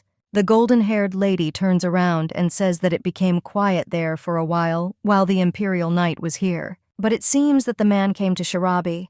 The main character asks if this is for her, and Yuvlin replies that, yes, and this is most likely a client of the flower garden. The main character says that the garden is now. But before he can finish speaking, he hears someone banging on the door. The man knocks with all his might and screams for the girl to quickly open the door. He screams that he knows perfectly well that there is someone there. And then she shouts that the client is waiting outside, and she has the nerve to pretend like she doesn't know anything. After which he loses his temper and breaks through the door with his foot. The main character is shocked by this. She understands that that freak broke the door. After which she immediately opens the doors and asks what he allows himself. The guy screams that no matter how much he called, no one bothered to answer. Shirabi is also furious and says that there must have been an announcement that they were temporarily closed and not working. She says that she shouldn't barge in like that, but the man just laughs and says, doesn't he know that her client is the king himself? The main character thinks how impudent he is. She says that, however, in her store, she is the queen. The girl looks at his badge and says that because he thoughtlessly broke into a closed store, this can be considered an attempted robbery. And the fact that he broke the door also constituted an encroachment on private property. In addition, the guy is not a regular customer. She asks if he is an employee of Count Pripania. Shirabi asks if he could have guessed that for noble families with whom trade is regularly carried out, there is a separate way to contact. The man doesn't know what to answer to this, and the main character says that no matter how noble the family is, if they enter into a relationship like this, then there can be no question of any offer of cooperation. The girl turns around and says that she will tell the butler about today's incident, so that he should be more careful in future. People begin to whisper. One of them says that the same cost of the damaged door will be charged to that family. The girl closes the door and says that the garden will resume work next week, so even if they are in a hurry, she would appreciate it if they came at this time. The lady with pink hair says that she needs to quickly deal with all this and return the trading business to its original state. She sits on the table and says that pestering authorities and intelligence officers are showing up there. The lady with golden hair asks which scouts we are talking about. Shirabi looks at her and remembers something about it. A short time ago, in the royal palace, she met a knight with purple hair, the same one greeted Milady. The main character happily says that they haven't seen each other for a long time, and then she apologizes for the incident at the festival. The knight puts his hand on her head and says that everything is in order, because he was told that the young lady fainted. He invites the main character to talk along the way, because he must protect her, and he would also like to ask her about something. On the way, the young lady asks what he wanted to ask her, and the guy thinks a little, and then he asks if the young lady were offered to go to another country. What would she do? Shirabi asks if he is talking about intelligence officers, and then asks which country exactly. The guy says that this is the quality of his guess, but, for example, what about the Virabis Empire? The lady with pink hair notices that he is being too specific. But the young man claims that he was only setting an example because my lady is very talented. Now the main character is sitting on her chair and says that there was just one thing. She says that she hasn't opened a store for a long time, so the man isn't the only one who's unhappy about it. The golden-haired lady says that the point is that these are not the last flower gardens in the area. People who are going to have the work done elsewhere have already found the right gardener. Those who will be waiting for the store to open probably hope that she will be able to somehow cope with their orders. The main character opens the door and decides to end this as quickly as possible. When she enters the garden, she is immediately greeted by fairies. They ask Shirabi if something happened. The main character only turns to them and asks if they are suffering from a lack of love. But the fairies only ask what it is. The lady with pink hair wonders how to explain this. She asks the fairies if they know the rotten tree located in the imperial palace. She says that she means the doha of that tree. After this, the main character explains the whole situation. The fairies say that then, from the very beginning, she needed to explain step by step, because how do they know when a girl, out of the blue, talks about some kind of lack of love? But the girl just screams that even if she explains it like a dog, they still won't understand. But the fairy just looks at each other and wonders what doggy style means. The main character puts her hand on her forehead and decides to simply remain silent. But one of them says that one way or another, perhaps her guess about the lack of love is correct. The girl said that the spirit that was born in the hands of the caliph has 2 abilities. If this was the case, he probably wanted more attention than others. If it is a spirit born in the hands of a person, then the stronger it is, the deeper its connection with the elemental. However, human life is too short for this spirit. Therefore, even after the death of the owner, he will not be able to come to terms with this. Maybe it was because she wondered if she would find him again if the guy was destined to be born again. Shirabi then asks what she should do, but the fairy with a serious expression on her face tells her to get rid of her. After all, the girl said that such a powerful spirit needs love so much that it is ready to kill itself. If the lady with pink hair participates in this, she may also die. The main character wilts a little. She says that she also wants to leave. But there are reasons why this is impossible.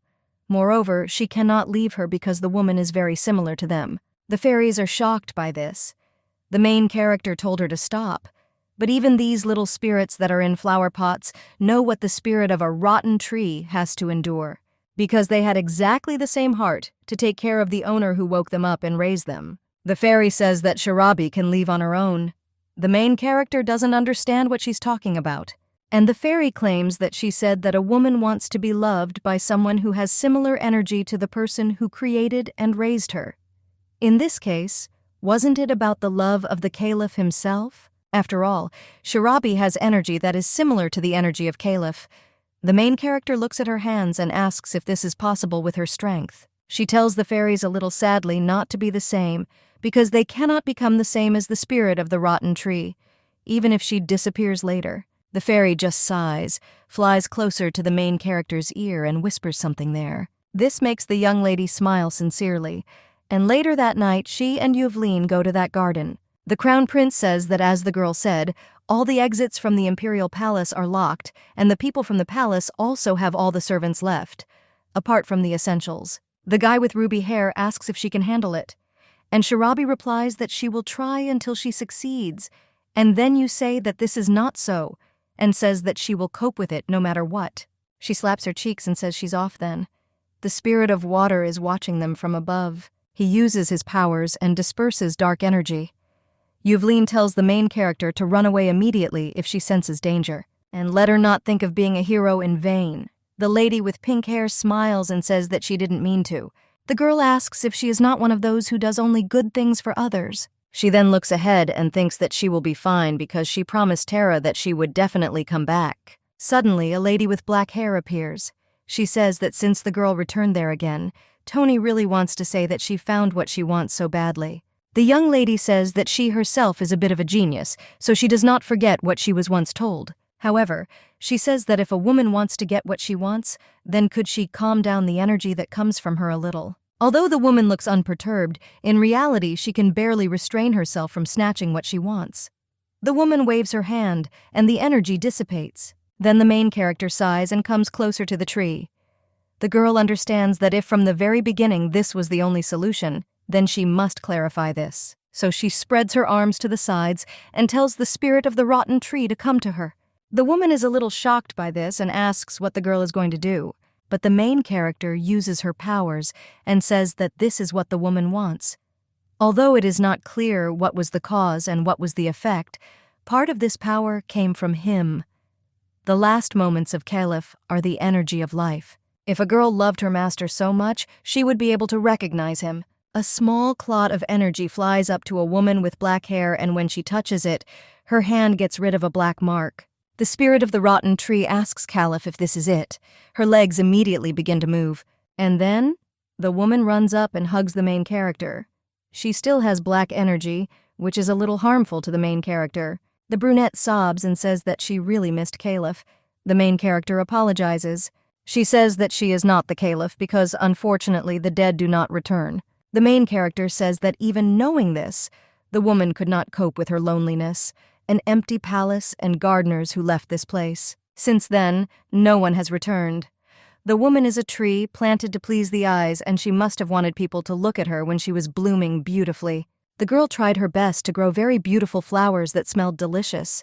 She told everyone to come see and take a walk at the same time, but no one was there.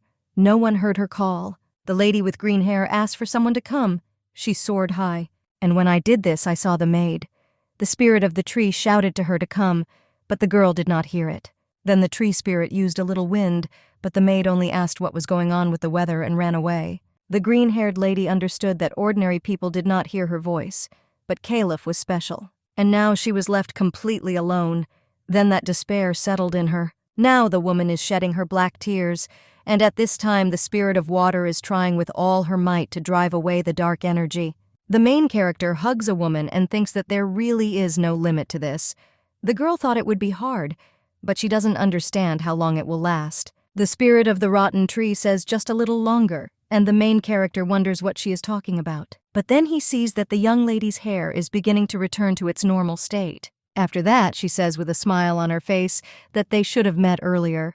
The main character says that if the girl is destined to be reborn, she hopes that then the spirit of the tree will grow in love. The young lady knows that beings like spirits are not meant to live another life, but she couldn't say anything else. Shirabi thinks that aside from her origins, her life is too much. The young lady says they have to go now that the woman with green hair has been there too long. The tree spirit thanks the main character with a sincere smile and then disappears forever. Afterwards, Yuvlin approaches the young lady. She says that it wasn't that difficult and then asks if Shirabi is okay. But the girl just collapses on the floor. The lady with golden hair screams her name, but everything floats before her eyes. Several years ago, when Shirabi was working in a mercenary unit with Yuvlin, it was then that she decided to become a gardener and open a flower shop. But in those days, another important event happened. The main character tried to trim one of the branches of the bush. She put all her strength into this, but this only caused the scissors to break. The main character was shocked by this. She didn't understand what to do about it and whether it could be fixed. But after a little time, she was already standing in the middle of the square for more than an hour.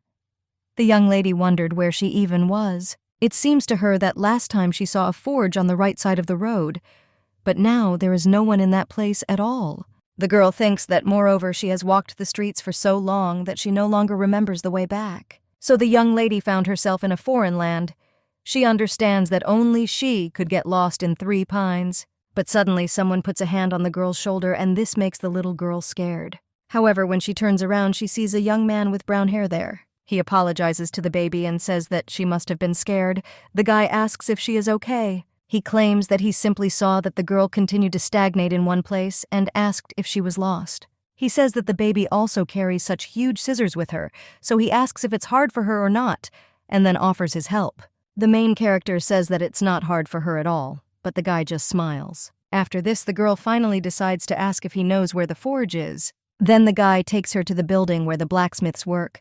The girl looks around, and when they come in, one old blacksmith asks what Matthew's fate is like there and whether he broke his ball again. But the young man says that everything is not like that. He puts the main character in front of him and claims that today this girl was desperately wandering along the road. So he brought her from there because she has a business. The man approaches her and asks the little girl why the forge. The main character is a little embarrassed. And then he shows the blacksmith the broken scissors. Matthew is watching her from behind. This was their first meeting. A short time later, the main character only tells Matthew to give her some water. The guy pours water into a glass and hands it to Shirabi. When the main character drinks it, she finally feels alive. The young man says that she too is having a hard time and asks whether it would be better to earn some money and pay off all debts as soon as possible, rather than suffer in such a situation. Shirabi says that it would be nice if this debt was a few pennies, but the amount exceeds as much as 6,000 gold, so the young lady does not understand how she can make it all happen.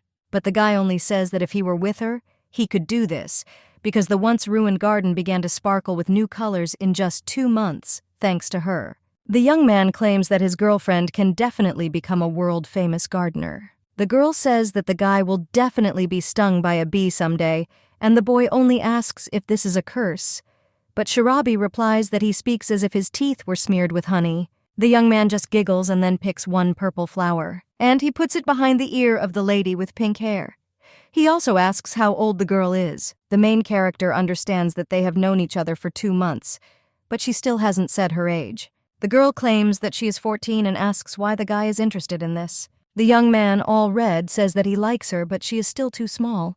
The main character is shocked by this. She blushes all over and asks what he is talking about and whether he was joking. Then she tries to catch up with him and asks him to say that he is joking, but the guy only says that who knows whether he is joking or not. This was Shirabi's first memory of someone sincerely confessing their feelings to her. Although only childhood memories are associated with him, the young lady clearly remembers how they quarreled. She remembers how a guy asked her to marry him when she grows up. Then there were no ways to earn money, and a debt of 6,000 gold pieces lay on her shoulders like a huge boulder, so she could not even think about accepting someone's feelings. Now the girl thinks she would answer differently if she knew that she would be able to pay off all the debt and save money. Yuvlin can stand next to her and point to her open mouth, and the main character feeds her a cake. When the lady with golden hair feasts on it, she asks what the girl is thinking about. The main character says that it's nothing like that and she just remembered the past. Evelyn just laughs and asks what she remembered and is she really thinking about Matthew.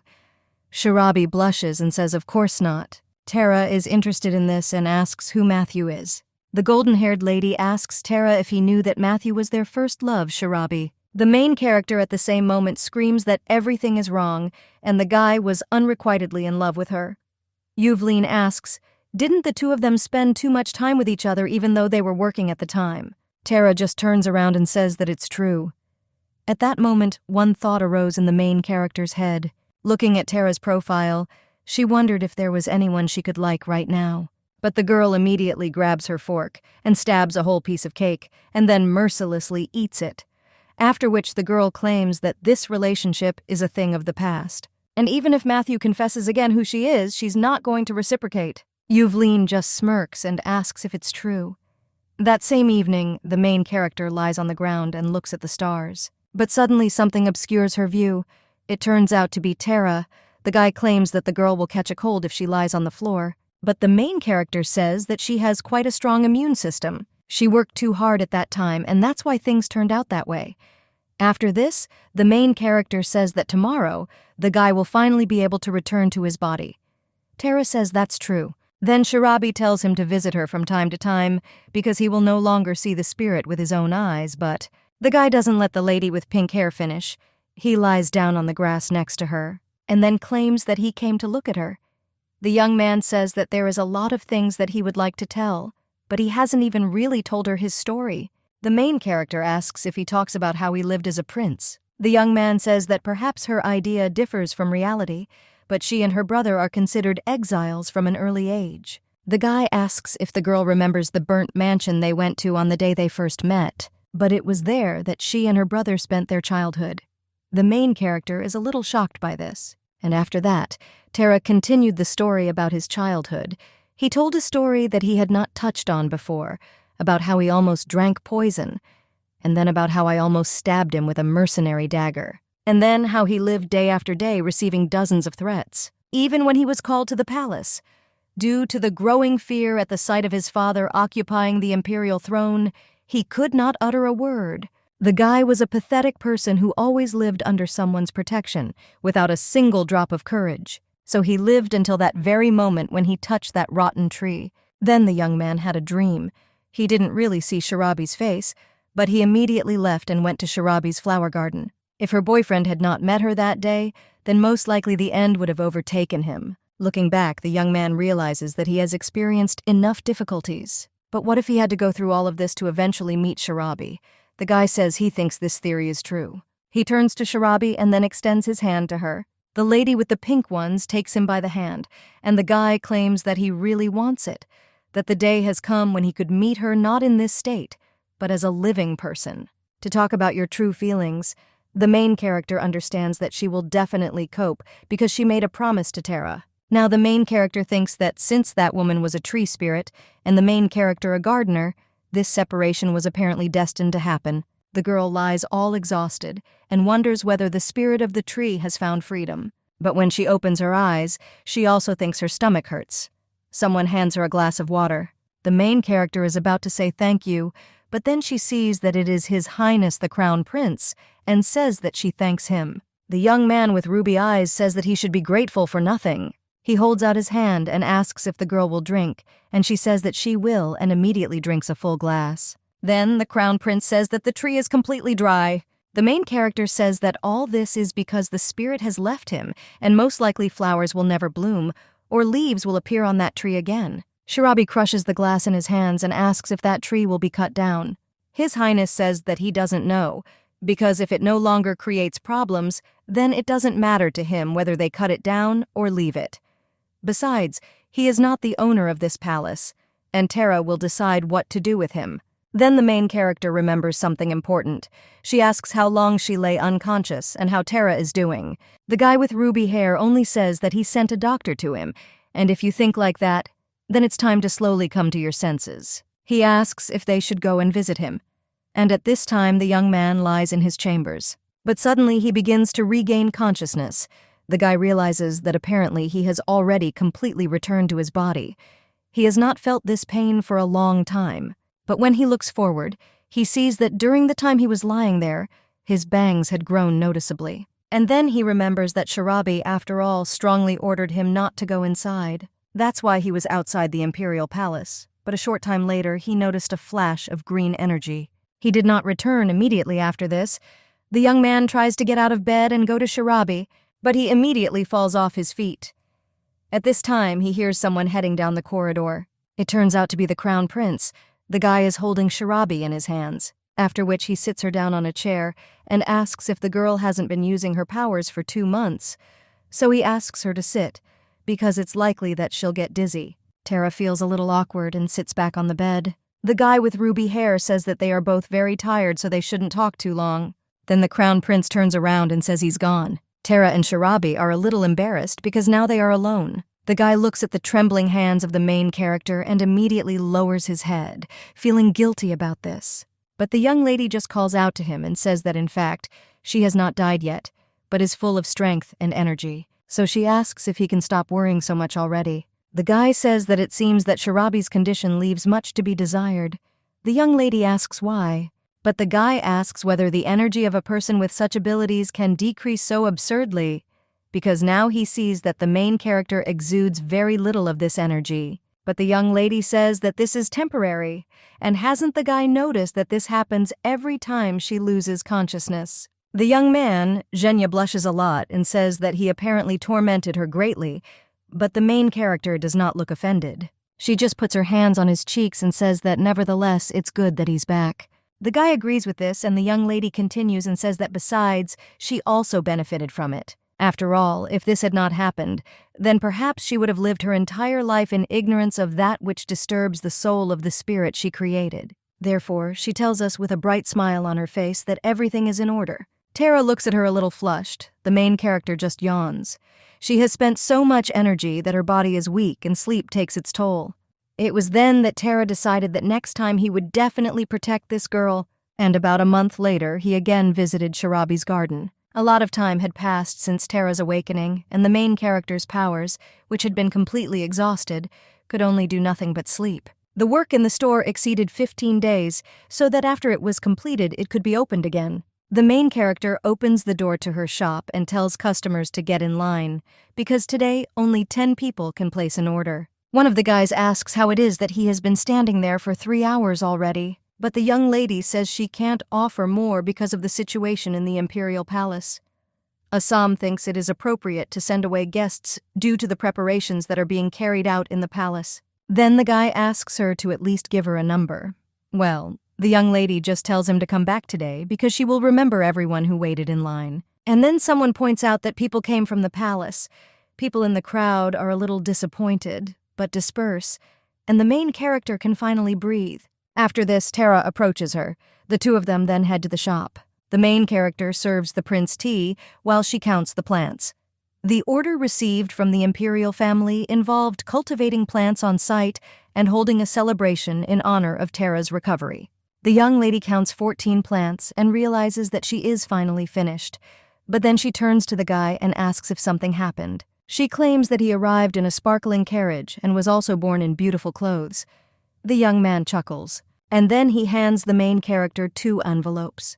Shirabi asks what it is, and the young lady replies that it is an invitation to a celebration. The young lady says that quite a lot of ordinary people pay to have fun at the aristocrats' celebration. She claims that she is a participant in the celebration of aristocrats and therefore can disappear without the mice and birds recognizing. But the prince tells her not to worry so much because it will be a masquerade ball. The guy says that the sick emperor wants to see her, and instead of calling her personally, he used this method. He claims that the appearance of the eyes is of great importance, and if a young lady joins the celebration, it will be difficult to know who is talking to whom. The young lady looks at the sheet and realizes that it is an invitation from the emperor himself. From the very beginning, she had no choice but to accept the invitation. It's a masquerade ball, in other words, a celebration at which masks are allowed. Taking part in such an event, most aristocrats would not even think that an ordinary Shirabi, a girl from the people, was wandering next to them. The lady with pink hair understands that this is obviously Tara's point of view because she and the emperor have nothing in common. Therefore, if a girl comes to the palace and receives condemnation from people, this will no longer concern him. The guy sighs and tells the main character to take into account that this is an imperial order. The main character says that she obeys and addresses the guy as His Highness. The young man smiles and says no matter who, but he doesn't like to hear such words from her. Then the girl puts the sheet closer to his face and tells him to then return to work in their store. When he is absent, there are not enough workers. The young lady thinks that the word masquerade ball suits girls from the aristocracy very well. The girl imagines aristocrats talking among themselves and wonders if it always happens like this. Beautiful outfits, drinking alcohol, and dancing. The young lady remembers her childhood, and you realize that if you think about it, then since her birth she has never indulged in fun. Shirabi calls out to Yuvleen from behind. She greets her and then says that the prince has come to see her too. The girl points to the envelope in the hands of the lady with pink hair and asks what she has, and the main character says that she are invited to the imperial palace. After all, a masquerade ball will be held. Zero goes with golden hair and immediately snatches the sheet from his friend's hands, not allowing her to finish. She asks if she was invited too. The girl claims that the name Yuvleen is also present, and the prince is a little surprised by the girl's reaction. The lady with golden hair just turns around and asks if they have come up with someone to transform into, but these two just shake their heads negatively. Yuvleen then says that in that case they can leave it to her. The main character does not understand what she is talking about, and the girl only claims that she can make an excellent suit for her, even if you can't tell for her and for His Highness either. The guy claims that there are only 15 days left and asks if the girl will have time to sew 3 suits and even one for him. The lady with golden hair says that half a month is enough. She runs away from the nightingale and says that she needs to start quickly. The main character doesn't understand why the girl is so excited, and then she turns around and asks the prince if it's hard for him to be there for a long time. The purple-haired young man says that no matter what, he will come again. Then he blushes a little and fidgets with his fingers. Apparently he has something in mind, but cannot decide. However, suddenly the guy gets up from his seat and kisses the main character on the cheek. The young lady turns red as a tomato from this, because it took her by surprise. The guy leaves the shop and waves to Shirabi. A short time later that same day, the main character goes out into the garden to water the flowers, but all it does is spill water on the path. The girl apparently was thinking about something. The main character thinks about Tara and that kiss on the cheek, and also about how he said that he would come again, because on the day of the ball they would send a carriage. The young lady is still standing like a vegetable. The swindler behind them is whispering. One of them asks the second if she thinks that their mistress is somehow thoughtful. Not so long ago she worked tirelessly, but now she just stands there in prostration. Another fairy says that the girl began to behave rather strangely when this guy with lilac hair returned. They look at the main character and ask if she shouldn't bring him again. But the second fairy says that she heard that the guy is a principal, and if only they could do whatever they want. The lady with pink hair turns to the fairies. They respond and think about what the girl wants to ask them. But the main character, only blushing a little, asks if she should go to the imperial palace as an employee. The fairies are horrified by this. They ask if she is lying, because if everything was as before, how could anyone say something like that? The fairies understand that if everything was as usual, Shirabi would never have had such thoughts because she so vehemently refused to become the imperial gardener. The main character, after some thought, lies face down on the table. She claims that this is not the case as she thought. The girl understands that the absence of only one person makes her think about this. Young ladies think how complicated everything is. She doesn't know what this feeling is, but everything seems so complicated. At this time, the third fairy flies up to them. She asks what's the matter, and the other two fairies look at each other. At this time, the prince is talking with a servant in his office. The guy says that in this case he will raise this issue on the agenda, and then he bows and says that His Highness did a great job. After that servant leaves, the young man rises from his chair and heads to the window, after which he goes out onto the balcony and looks at the dried tree. The guy doesn't understand that a whole month has already flown by. During this time, a lot of things happened so that he now understands why people are shouting about moving the prince's palace. Glam was especially persistent, so much so that he even managed to convince the emperor. However, when the guy looks at that garden, thoughts about this girl involuntarily creep into his head.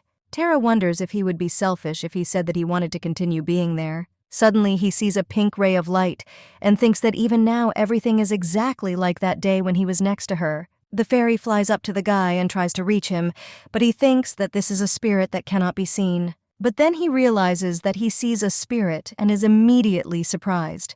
The guy rubs his eyes and says that it seems to him that something is wrong with his eyes, but he's not using the ability right now. The young man asks why he sees a fairy, but the little girl is only angry. She says that what is visible and asks why he does not trust his own eyes. Afterwards, she tugs at his suit and tells him to talk to her. Tara realizes that this seems to be a spirit from the Shirabi flower garden. Not only does she look like a housewife, but she also has exactly the same personality. The guy asks if something happened.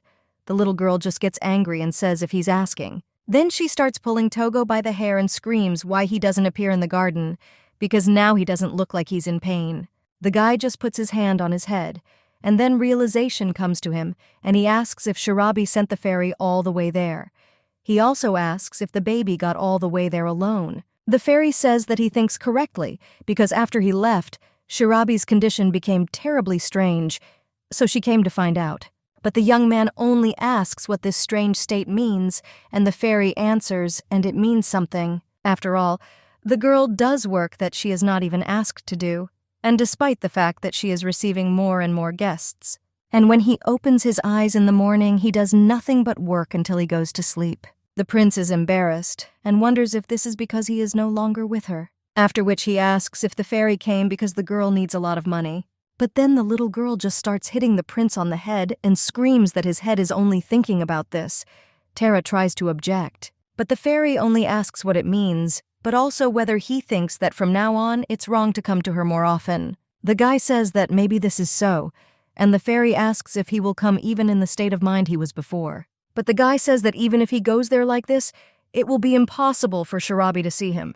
Although she saw him when he fell under the hot hand of the spirit of the rotten tree, because then he was filled with the power of the spirit. But if you don't have spiritual abilities like he has, then it will be difficult to see such a ghostly appearance. The fairy understands that this guy's spiritual abilities are slightly different, but since the spirits have been using and tempering their abilities for many years, they can see him. But then the guy just asks if everything will be okay because the fairy has flown so far. He says that Shirabi's power influences the garden spirits, and if she wanders around like this, she will remain a burden to Shirabi. But the fairy only asks what Guy's opinion about the young lady, because the range of Shirabi's abilities is unrealistically huge. When such a small spirit like her flies such distances, it's comparable to ships at sea. Then the fairy remembers something. She flies up to Tara and says that there is a way.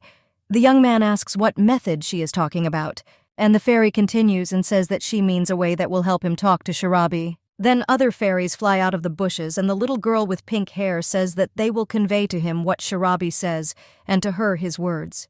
The young man asks what she is talking about, and the fairy claims that both he and Shirabi can see them.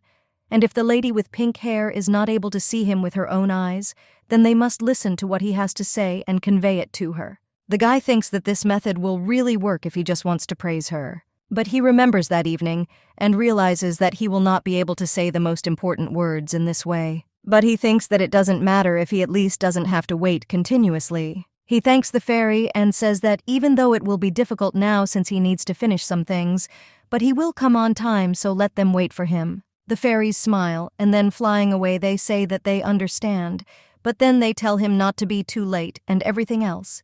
He must come before Shirabi goes crazy. But when they fly away, the young man only says that he doesn't think that she can go crazy because of him. Then the young man turns around and returns from the balcony to his office, but someone is already waiting for him there. The guy asks if this is Hyungnim. Tara apologizes and says that he has something to think about, but he never finishes his sentence.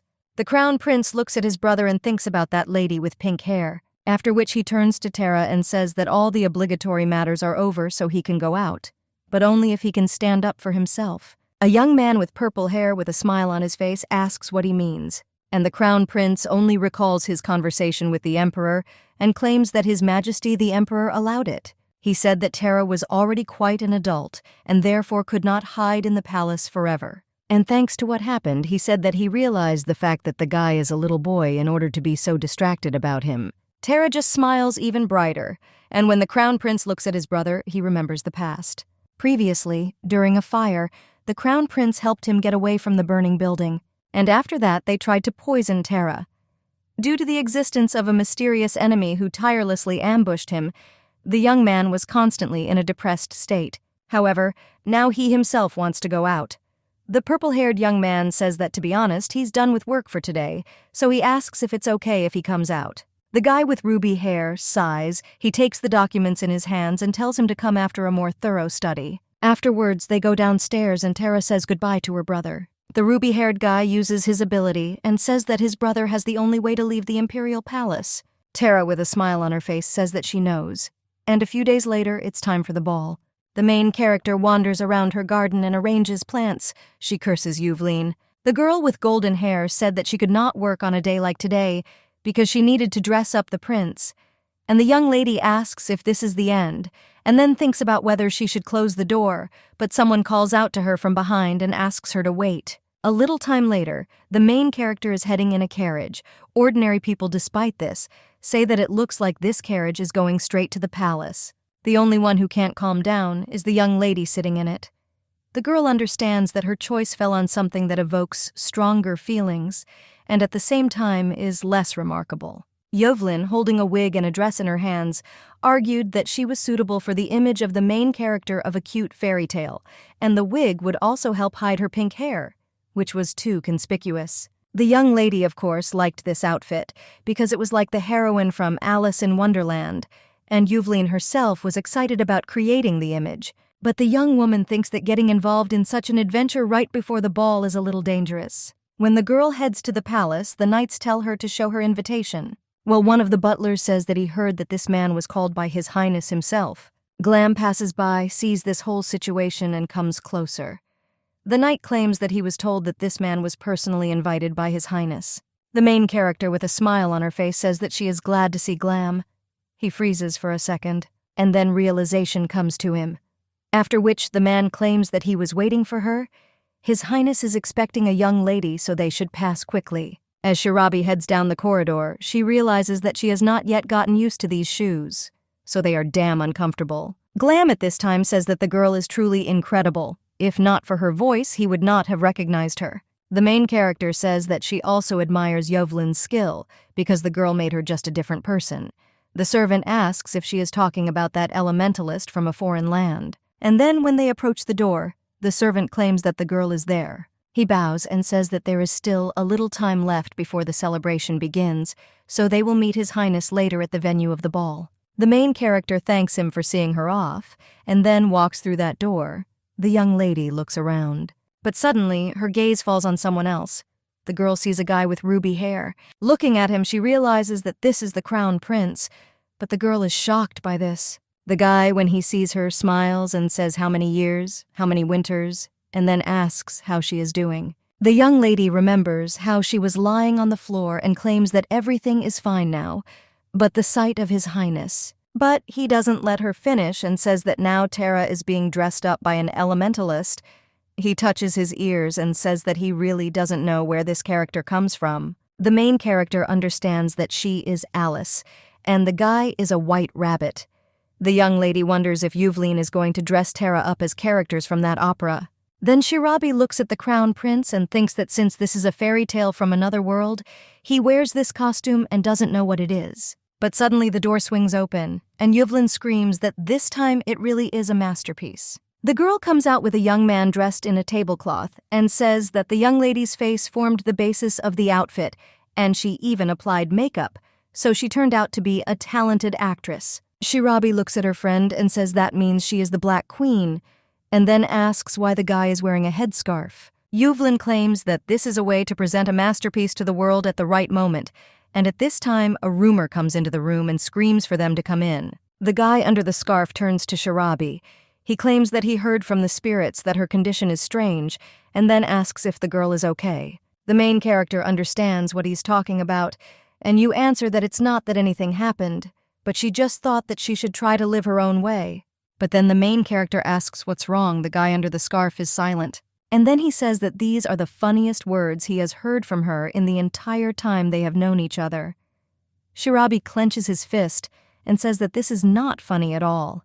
So he shouldn't say that because this scarf could fly off him at any second. After this, they continue on their way. The young lady says that the prince seems to be very busy lately. Tara claims that he is not even able to visit the nearest store, and he only knows that it is located very close to the imperial palace. The guy claims that he wanted to go there. The main character understands what he is talking about, so she says with a smile on her face that she will wait, after which the two of them enter the hall. The main character is shocked. She thinks that she now understands what the world of the aristocracy is like. The young lady realizes that money is literally everywhere there. The girl takes the drink from the table. But when he turns around, the light has already gone away from the prince. The main character wonders where he went again. But suddenly one of the servants screams that His Majesty the Emperor has arrived. The main character looks at the man with red hair and realizes that this is Tara's father. She thinks how similar these two are. But then Shirabi locks eyes with His Highness. The young lady realizes that their gazes have just crossed. The Emperor goes to the messenger and says that today's celebration is dedicated to the return of Tara. He says that people are enjoying the festival more than he thought, so he is very happy. The Emperor raises his glass and says to have fun and not think about anything. The main character tries to step forward, but she immediately trips back over her shoe, and just as the young lady is about to fall, someone grabs her from behind. It turns out to be the crown prince. He says that the young lady apparently is not yet accustomed to the shoes, and it seems that she has grown up, but the girl's health is not to be envied. The guy with ruby hair says that when she went to prison for falsely accusing her of putting a maid into eternal sleep, then Tara independently proved her innocence to His Majesty, which is why he knows her. Hyung Nim says that the girl is the first person Tara has shown such great interest in, although communicating with people is definitely not his strong point because he is clumsy and poor at expressing his feelings. But he always does his best for her. His Highness pats the main character on the back and says he just wants her to know, after which the main character goes to a crowd of girls surrounding one guy. This young man turns out to be Tara. When he sees Shirabi, he immediately approaches her, and then he approaches her ear and whispers something. The next morning, the main character looks tired, but she immediately plunges her head into a sink full of water and thinks that the guy has definitely lost his mind. The lady with pink hair is racking her brains over the question of why he did this. She remembers how last night a guy came up to her and said that there were so many people there that it was even inconvenient. He asked if she had accidentally thought about going out. The young lady asks what he is talking about. The young man says that if she doesn't want to go into the garden, then let them at least go out onto the terrace. The main character understands that he bought her up. She says that she doesn't mind because if they stare at them like that, then they definitely won't be able to have a normal conversation. Then the two of them go out onto the balcony. The fairies immediately surround the main character and ask if she went out to get some fresh air. But the young lady just gets a little angry and tells them that she told them to watch the house. The prince says that it seems the little ones followed her. But after these words, the young lady is shocked. She immediately rushes at the guy. He smiles and asks what's wrong with her, but the main character says that she has the same question and asks if he was looking at the spirit just now. She immediately begins to paw him, checking to see if he is alive, and then asks if he is dead. When the girl looks at his hands, she says that no matter how much he said that he wanted to see the spirits, how could it be possible for the guy to turn white like that, just like the living dead? The young man only says that it's just makeup, but then he puts his hand on her face and asks her to stop, because he is completely alive and well. He looks at his hand and asks if the powder Yuvlin used made his skin so pale. And then he looks at Shirabi and says that she has changed quite a bit too, after which he reaches out to her face and takes a strand of hair in his hands. The main character asks if he likes her golden hair. The guy claims that among the other ladies, there are many who have blonde hair. Initially, he thought it was terribly formulaic and banal, but he claims that this color suits the main character very well. The young lady thinks that, of course, because they don't choose the hair color themselves. But the young man only pulls a strand of her hair to his face and kisses her. The main character is terribly embarrassed by this. She thinks what happened and why she behaves this way. The girl thinks that this is not the sound of her wildly beating heart right now. The young lady thinks why there is such an atmosphere and what to answer her. The guy just looks at her questioningly. The main character says that something in her throat is dry, and perhaps she should drink something. Then he drinks a whole glass of wine in one gulp. Tara says that he doesn't know exactly why he began to see spirits, but he thinks that this is due to the fact that for a long time he was outside his body, and the more you use your abilities, the stronger they develop. The young man claims that he was allowed to leave the palace. The celebration will soon end, and things will more or less return to normal, and perhaps he will be able to return to the store. Shirabi asks if he really wants to go to work, but the guy says no. And then the young master comes up to her and says that he just wants to see her. Shirabi remembers that Tara said that he wants the day to come when he can meet her and confess his feelings while truly alive. The young lady looks at the prince and understands that today is the day when that very moment must come. Therefore, she immediately snatches the glass of wine from the guy's hands and drinks it in one gulp. The young man turns to Shirabi and says that it is alcohol. The main character, all red, says that she knows and asks if this is important now. And then he places the empty glass on the balcony railing. The girl then approaches Tara and asks Togo if he likes her. The guy, all red, looks away and then looks back. He says that's how it is. And the main character only asks if he's saying all this because alcohol has gone to his head. The young man says that of course he drank, but only to gain courage, and now he is in his right mind. The main character is just thinking. She had heard something like this before. Shirabi wonders how that guy felt then. The young lady recalls all the events that happened to her. First, it was her death and rebirth in another world as Shirabi. Then the girl met many spirits, including Lefilea, and she had to say goodbye to some of them. After this, an incident occurred with a rotten tree and the spirit of which she saved from eternal torment. The main character clutches her dress and says that she doesn't know. She claims that her soul is so empty when the guy is not around. She wants him to be near. The girl thinks that she doesn't want to say that her heart is fluttering, so she says that she is not excited. The guy clenches his fists and says that he understands everything, because the girl is only 19. Tara understands the girl who lived without a guardian, who alone and steadfastly endured numerous losses. A position in which you cannot fall in love with someone at the snap of your fingers. He approaches the window that gives them a view of the hall and obscures it. After which he turns to the main character and asks if she knew that he would be a vampire, and the young lady understands that nevertheless the guy spoke.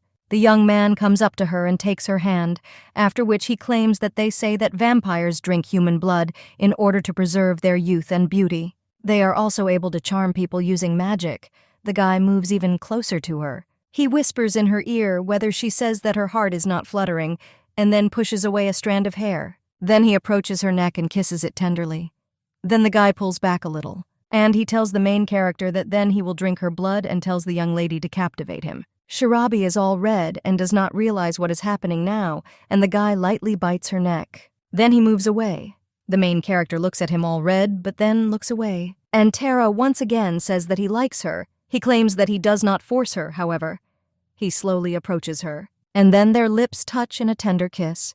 When the prince kisses his beloved, he feels how these feelings consume him. Their hands intertwine, and the young lady is already standing on her toes. After they break the kiss, Tara argues that she should know how long he's wanted to stand so close to her. The young man hugs Shirabi again and says that for a very long time he dreamed of telling her about his feelings. The main character is all red. Now she can feel that Tara's heart is beating at the same speed as hers. But the young lady sighs. And after that, he pushes the prince away from him and heads towards the exit from the balcony. Tara asks if something happened, but Shirabi only claims that her throat is dry, so she will go drink some water. Yuvlin is enjoying the treats from the table at this time, but after a moment she sees that Shirabi has already arrived. The young lady hands her a piece of cake and asks if she can even imagine how awesome this cake is, and then tells her to open her mouth. But the main character ignores her and just reaches for another glass, and then dries it.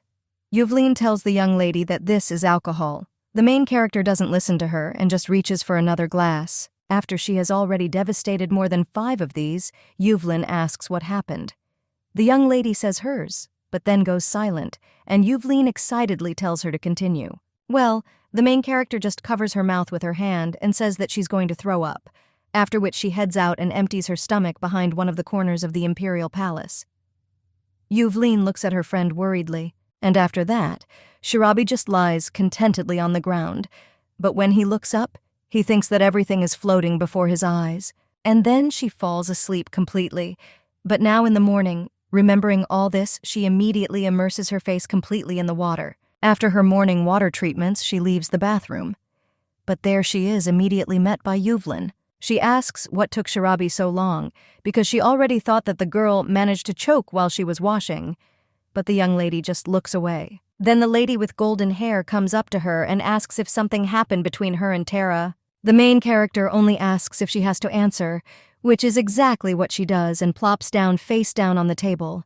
The girl says that on the one hand there was something between them, but on the other there seemed to be nothing special. After the main character passed out in the garden, Yuvlin tried to drag her to the restroom, but the prince stopped them and asked if they were leaving already.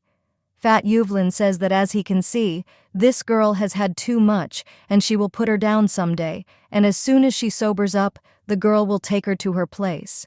The main character screams that it's all because of work, and she's busy because... But the girl doesn't finish her sentence that way.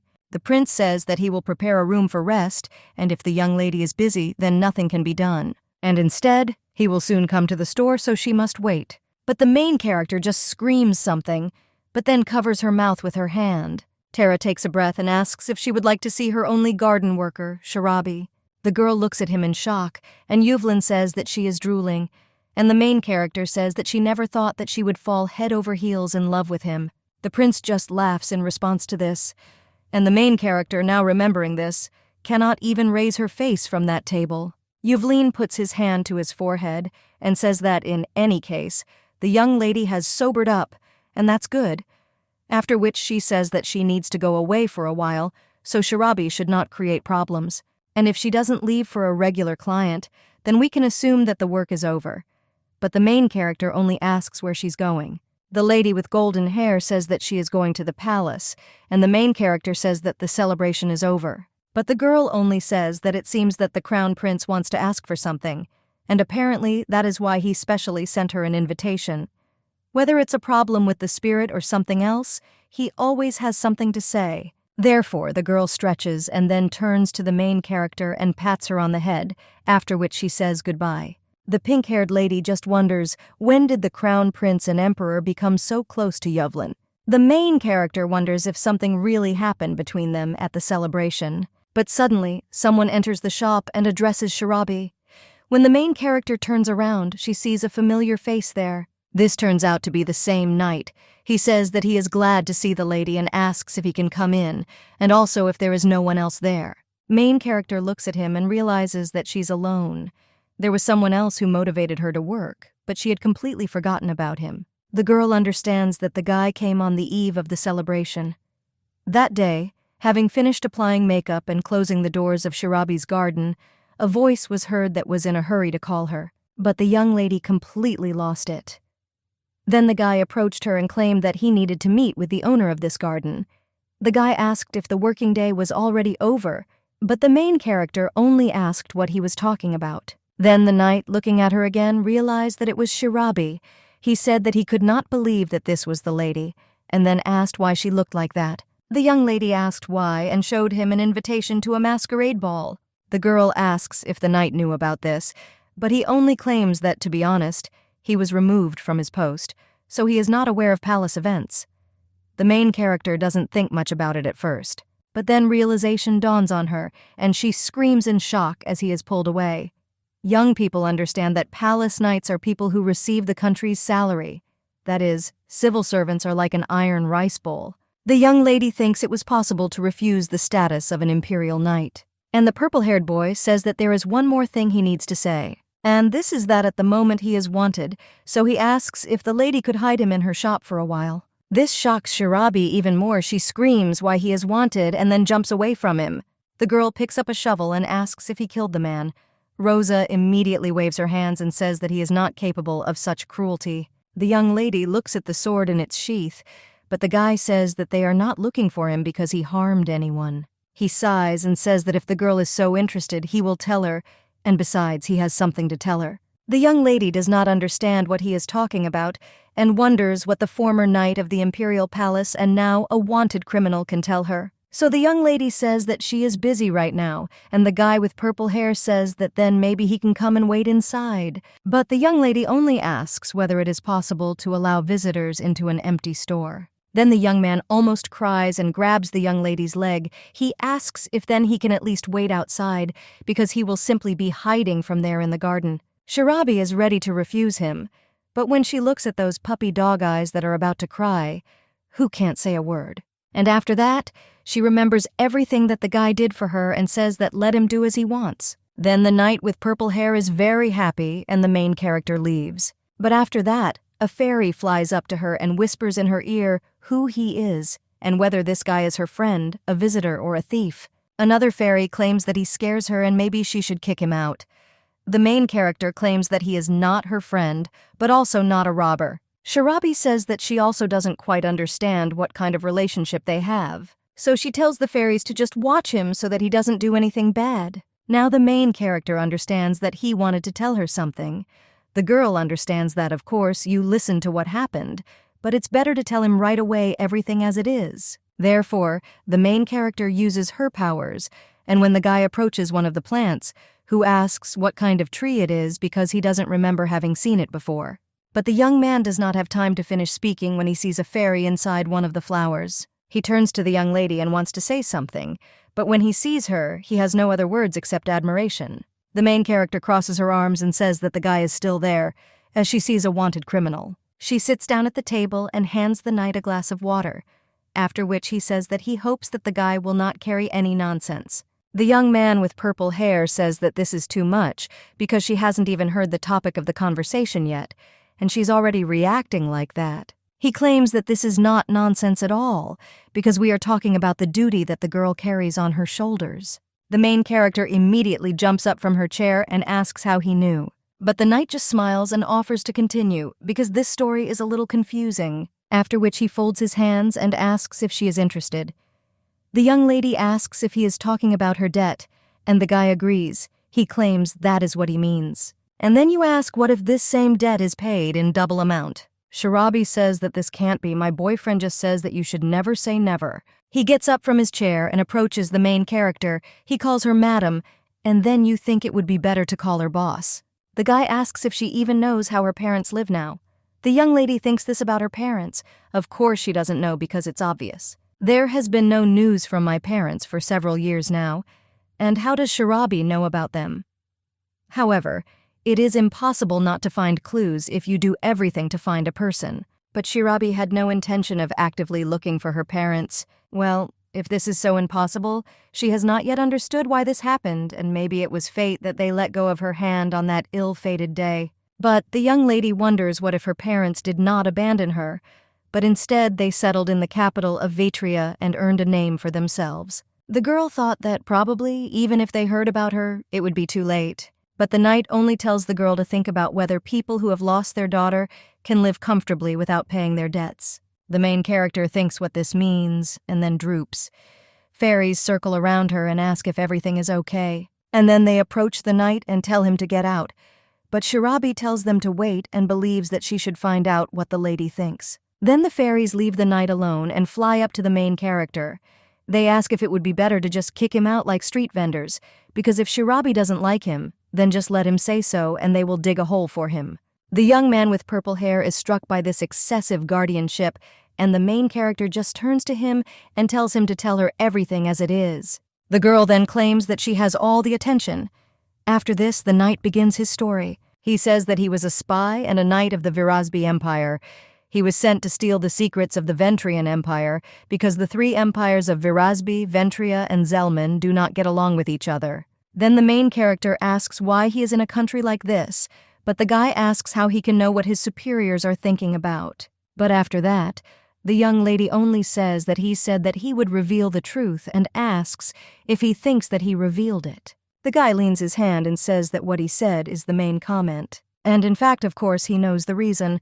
The main character is only angry at his actions. Then the young man with purple hair just waves his hands and asks him to calm down. And then he says that if she acts so rashly with him, then won't she accidentally start a war? The young lady just calmly asks if he can win if a war breaks out, and the guy immediately says no. And he adds that he himself will surrender, but this is not about him and her, but about Virasbi and Ventria. The main character is a little shocked by this, and the realization of what is happening comes to her. She says that the guy is funny, and asks what kind of prince Virasbi is he.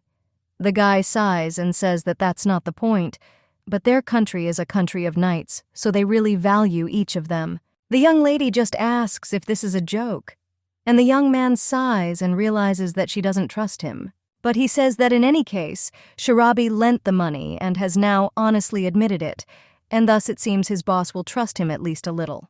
The guy says that as she already knows, his name is Kael Ben-Pateria. As the young lady already knows, Kael Ben-Pateria is a knight of the Virasbi Empire. The guy adds that his age is 22 years old, and he is the deputy head of the delegation of the Fourth Order of Knights of the Virasbi Empire. Shirabi is a little shocked by this information, and the guy immediately spreads his arms and says that it may be difficult to believe that he is the deputy head of the delegation at this age, but it is true. The main character just screams that that's not what she's talking about, and asks if the guy wants to say that such a person is 22 years old. Then the young man understands what she means. He says many people say she also looks young for a 19-year-old. The main character blushes a little and screams that this is all because she is short. After this, the guy says that in any case, they want to take her to the Virasbi Empire. And the reason, of course, is her abilities, but she makes the natural decision. But he is still a knight of his country, and is in a position where he must do everything in his power. Now in this situation, it seems to him that the boss will not listen to whatever he suggests. Therefore, he puts the suitcase on the table and offers to solve the boss's case first. He places a stack of papers on the table and tells the girl to read them. When the main character leafs through it, she is even more surprised with each page. She was wondering what the debt document was, but it looked like a copy that recorded not only the total amount, but also when and how much she paid. The guy claims that this is her debt document, and then he takes out another stack of papers from his bag and hands it to the lady with pink hair. He says that this is because her parents were paying off their debts. The young lady understands that if you are not a fool, then you can understand how many years they have been paying a huge amount of money, and the debtor is now being reimbursed for the amount by her parents who do not even know about this news. Both parties pay double the same amount to the same organization each month. The young man with purple hair claims that whether she believes the contents of the document or not is still up to her to decide. However, now that she knows this information, she is not going to foolishly give up. The young lady just says it's bad. The guy agrees and says that of course it's true because it costs twice as much money. But the young lady only says that that's not what she's talking about. The young man is surprised by this and doesn't understand what she's talking about then. But the main character only says that she feels bad because he secretly checked her past and feels bad because his eyes look at her like a test. And then says that she feels bad because he suddenly came and started talking about her parents. The young lady says this irritates her so much. The guy is a little puzzled by this. He turns to the young lady and says that it seems that she is too young and therefore does not know much. The main character just slams the table and tells him to look at himself because the milk on his lips hasn't dried yet. The girl asks if he can stop pretending to be an adult when he himself is only 22, or if he thinks that if he's older, that means he's seen a lot. The girl says that no matter how much she wants, she cannot be 100% sure of his words. She says that she will believe him only when he brings her the appropriate evidence. Keel just waves her hands and says that if she so wishes, then she can check for herself whether it is true or not. Then the young lady grabs the documents and says that then she will do as she pleases. And then she tells him not to talk to her, as if she should honor him now. The young man with purple hair understands that this is much more difficult than he thought, but still he has nowhere to go. So he asks how about a mutually beneficial deal, and since he provided her with very significant information, maybe she will then do something for him as a sign of gratitude. But the main character just looks at the pieces of paper and asks what to do with it, and is that all, and then says that she thinks she has nothing more to discuss with them. Well, when she looks at the knight, she sees that he is drooping and does not understand what happened. Then she asks us if he is in pain somewhere. Well, the guy just says that he just got so nervous while running back and forth and his stomach started to hurt a little. After this, the young lady is in the garden. She touches one of the trees and uses her power. She says that they can try to make something for him out of anything that is already ripe. And with the help of her powers, she grows red berries. The guy also noticed this before, but she really has unusual abilities. The young lady just turns to him. She hands the guy a couple of berries and tells him not to stop spitting them out, but to eat them properly, because in her shop they are worth like gold. The guy says that just recently she was ready to kick him out and asks why Sharabi is helping him. But the girl only says that he himself asked how about a mutually beneficial deal, so everything is fair. In return for the information he gave her, she gives him her medicine. The guy says that this is something that is not at all like her and claims that she is too delicate, after which he swallows the berries that the young lady gave him. Then he looks at his hand and asks if all this turns out to be true, what she will do. The young lady just thinks for a moment and then folds her hands and furiously says that they will need to be taught a lesson. The guy sighs and says that with such abilities as hers, she definitely won't need his help, but the young lady only asks him, which he mutters again under his breath. She says that he gave her the information, but she should figure it out entirely on her own, or did he think that since he's such an adult, he can just come tell everything and run away with his heels sparkling? But the guy only claims that she just asked him to stop pretending to be an adult. The guy sighs and says okay, and in this case, in exchange for his help, he demands an overnight stay. But the young lady says that it is not so simple if he wants to stay there. Then he will have to become an employee of her shop. But the place of the flower waterer has already been taken. The knight then asks if she can take him as a mercenary for a while. But the main character claims that she already has one, and that she will have better abilities than him. Then the knight asks how he will start hiring him as a handyman. Yeah. The main character says that essentially the duties are the same, and then says that now she thought that he was kind of wanted. The guy is wounded by these words and says that before that, he was an imperial knight and always wore a helmet, and I don't understand how they drew it, because it doesn't look like him at all, so the girl doesn't have to worry about it at all. Then the young lady agrees and says that he will deal with everyday issues. The young man agrees about the main character and tells him not to even hope for a salary. The fairies whisper among themselves. One says that she understands that the girl is their creator, but she is generally a useless leader, and the other says that not to mention the fact that she doesn't pay Terra for his work. The main character just turns to the fairies and says furiously, "Stop whispering." The Aphelion immediately flies away. What the ranger says, no matter how much he looks at them, he still can't believe it. He claims that he knows that spirits are born in nature, but to think that they so unquestioningly carry out human orders. The young lady understands that the most famous shaman in this world is, of course, Yuvlin. She can calmly control the spirits as if they were her subjects, and the girl is such a unique person that the spirits do not even think about following her orders. However, in Sharabi's case, she is completely different. The girl is not able to indicate or somehow force them, and on the contrary, she is like a real friend to them, because the young lady is a real gardener. The girl collects documents little by little and says that no matter what happens in the world, nothing will surprise her. The young lady heads to the doors and calls out to her handyman. She says that she needs to go check if these documents are true, so she will be gone for a while, and for now he must look after the store. The guy, in shock, asks if he will look after the store, and the main character threatens to tell him to just try to accept a client in her absence, and he won't find it enough, after which he leaves. The guy, left alone, thinks how strange Sharabi is, because just recently she was ready to almost pounce on him, and now she left him alone to look after the store. But suddenly the guy hears someone screams. Someone calls Sharabi and asks where she is. The stranger cries out that he has one request, and this is a matter of extreme importance. But the fairies who fly near the night say that it is better to do as Sharabi said and not let visitors in. One of the fairies says that when Tara was there, things were going well. The young man understands that even the spirits seem to be accustomed to working with people. He remembers the name Tara, and he understands that apparently the fairies are talking about the prince. The knight thinks it's surprising that Sharabi has so many connections. True, there must be so many of them. She has to be very careful. Otherwise, if the prince suddenly appears there, the public will still stir up, and journalists will still be waiting under the windows. Suddenly, one of the fairies flies up to the guy and asks if he really is a human. But the young man only asks what she is talking about. One of the fairies says that he may be able to deceive Sharabi, but he definitely won't be able to deceive them. Then one of them says that his smell is not at all like a human one. Therefore, the fairy says, is he really a cat person?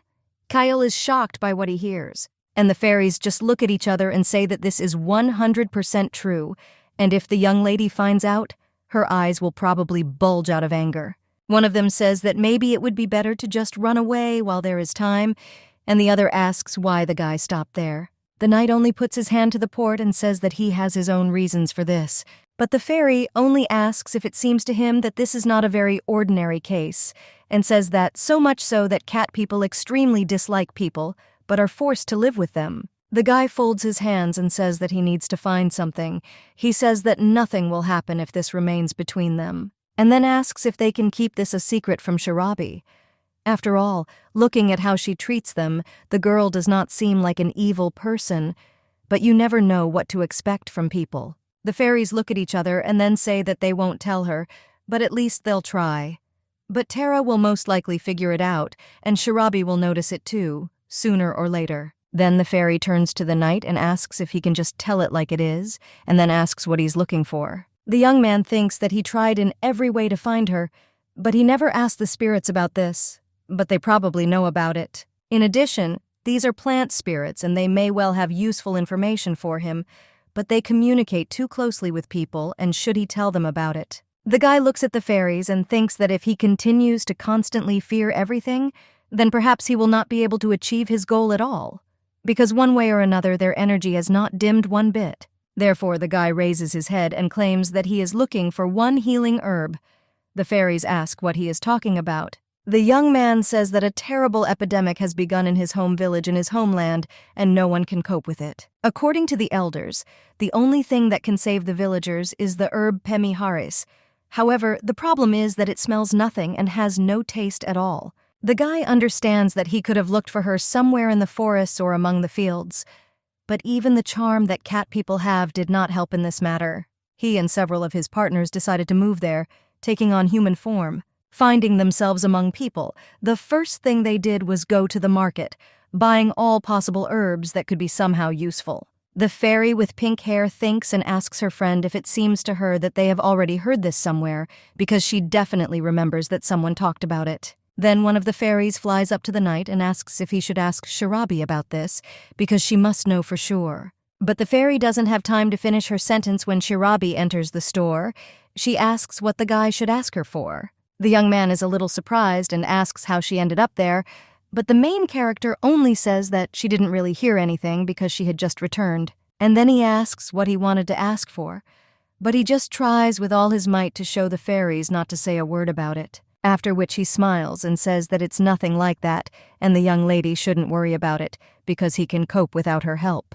Then the young man asks how she went, as well as how everything went and whether she was able to check the information. The girl says that about this they said that checking the documents would take about a week, so they can only wait, but then the guy immediately jumps up from his seat and grabs the young lady by the hands. He joyfully cries out if he can stay there and then continues to ask her. The main character puts her hand on her head and sighs.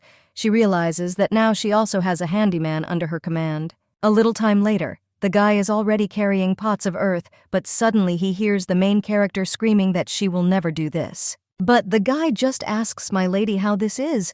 He says that he understands everything, but why are the prices so high all of a sudden? The main character only asks if he says that he understands everything and thinks that she doesn't know at what price her goods are sold. She also asks if it seems too much since the guy buys plants for only 5 gold, but sells them for as much as 15.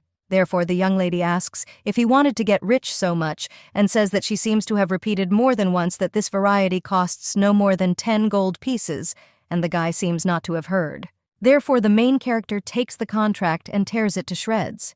Burka, shocked by this, asks her to wait. The young lady says that this is a violation of the contract and henceforth their cooperation is over, so the guy can be free. The guy collects the remains of the contract with trembling hands and then screams at who she thinks he is, but the main character in response screams at who he thinks he is. She says that Mr. Haman himself begged her so much that she even agreed to transfer exclusive rights to trade, but she thinks that they should still accept her proposals. Then the young man asks why she lied at her age because probably she doesn't know that adults don't act like that.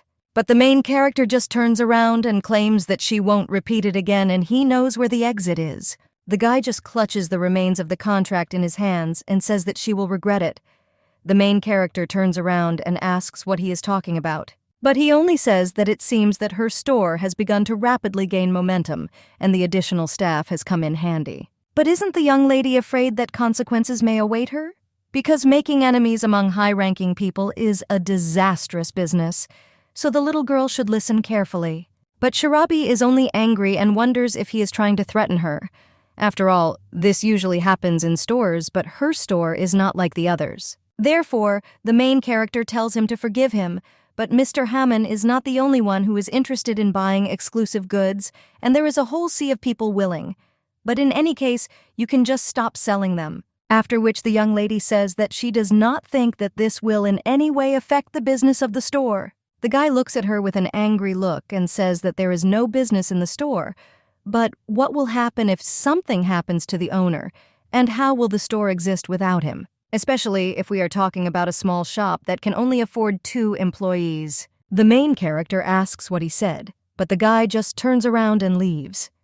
The knight asks Shirabi if everything is okay, and young Oleg Yuryevich turns around and says that this will take a lot of time. Then she sits down at the table and Keel gives her a mug of tea. The guy understands that the girl seems to be out of sorts, and maybe it's because of the documents. There are about 2 days left before their authenticity is established, so the guy asks what the girl will do. But the lady with pink hair only asks what he is talking about. The knight adds that if the information he gave her turns out to be true, then what will the girl do? The main character then chokes on tea. She says that she gave him medicine and asks if he got sick again. He just sits on a chair and claims that if the young lady wants, then it's not at all difficult for him to finish them off, and the young lady just needs to give a hint. After this, silence hangs between them. The young lady just asks if he's completely crazy and behaves like a real villain. The girl asks how it even occurred to him, and maybe he is wanted not because he is a spy, but because he killed someone. But the young man with purple hair can't help but laugh at this. He says that wouldn't it be easier to just take them and finish them off? Shirabi just says what a psycho he is, but then claims that first impressions can be deceiving. But the guy just continues and asks if there is anything bad in this, and why he can't finish off the man who tried to harm her. But the young lady just jumps up and screams for him to stop talking about it, because despite the fact that he is a man and a cat, everything is different with people. The guy is shocked by her words, and the young lady continues and says that you can't just go and say that you'll kill someone, but the young man only asks how she knew. The main character doesn't understand what he's talking about, but the guy only asks once again how she knew that he was not human, while the main character covers her mouth and says that it came out on its own. The young man with purple hair says that it turns out she knew about it and hid it, after which he reaches for his sword and asks if the young lady will also try to sell it like the others did, or even worse, try to take revenge on him for those ill-fated documents. But the lady with pink hair only asks if this is a dream or if the guy is just paranoid. Kael only asks in surprise what she is talking about, and the main character asks if he thinks that he is the only one who came to her store from hybrids. Of course, you don't often meet cat people in the area, but he is clearly not the first and not the last who visited there.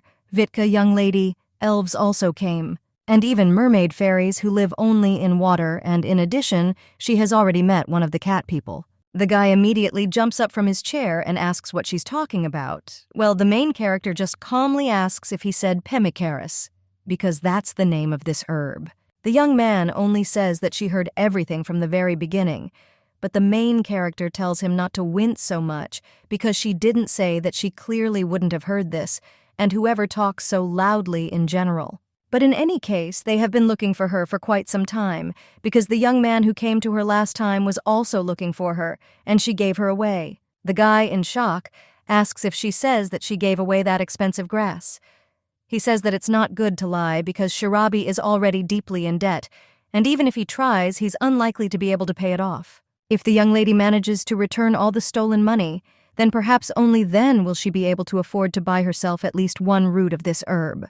However, being completely in debt, she dares to claim that she gave something so dear to someone from their people, but she must understand that among them no one has human money. But the young lady just leans back in her chair and sighs. She asks why she should buy this grass, after which she takes the guy into the garden and, touching the ground in one area, with the help of her powers, grows that same grass. The young lady once again asks why she should buy it if she can simply raise it on her own. The guy is a little shocked. He understands that if you think about it, when it comes to plants, the girl has no equal. Therefore, he only thinks why he didn't notice this before.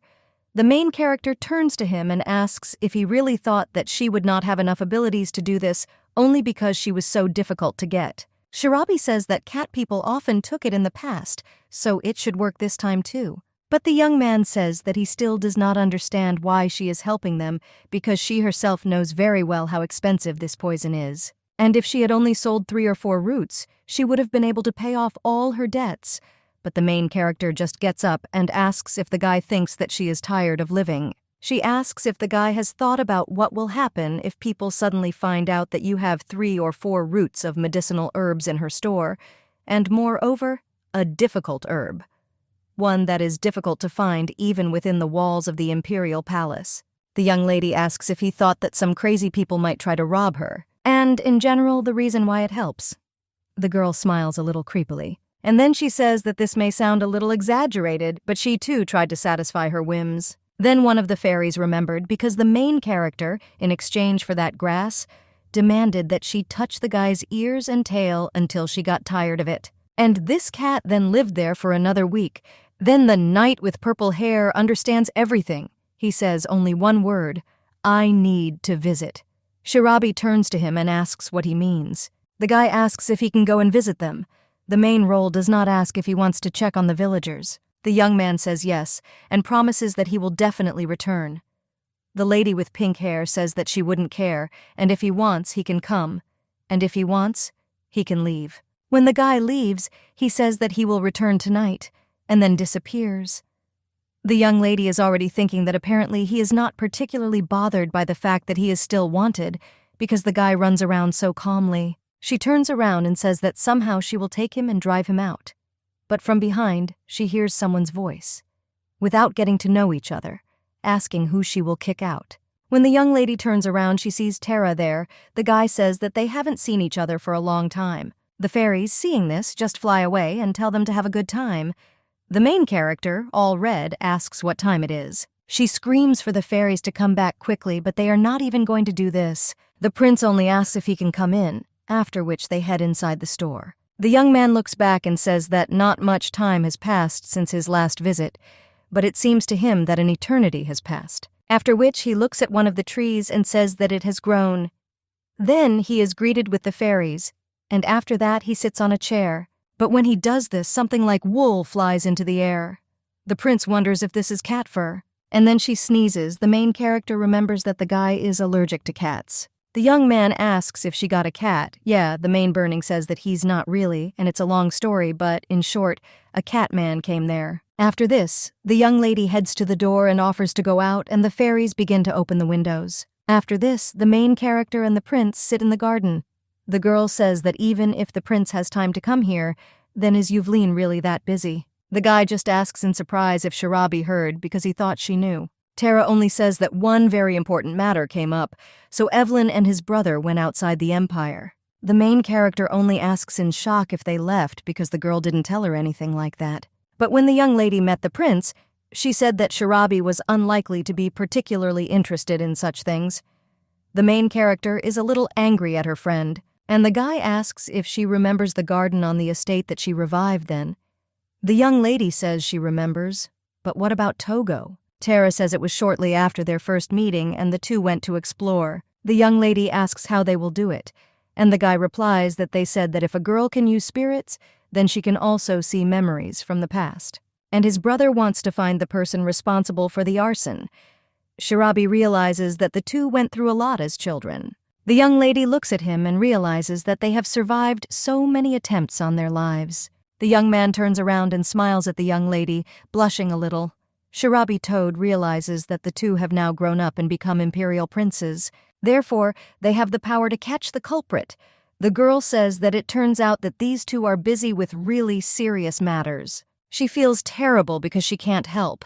But the prince tries to calm Sharabi down and tells her not to worry because he wouldn't want her to go with them anyway. He sees that the main character is a little unsteady, so he pulls her closer to him. He claims that this case is much more dangerous than she thinks, but he sees that Sharabi is only leaning on him with her eyes closed. Therefore, the guy looks away and thinks that there is nothing left.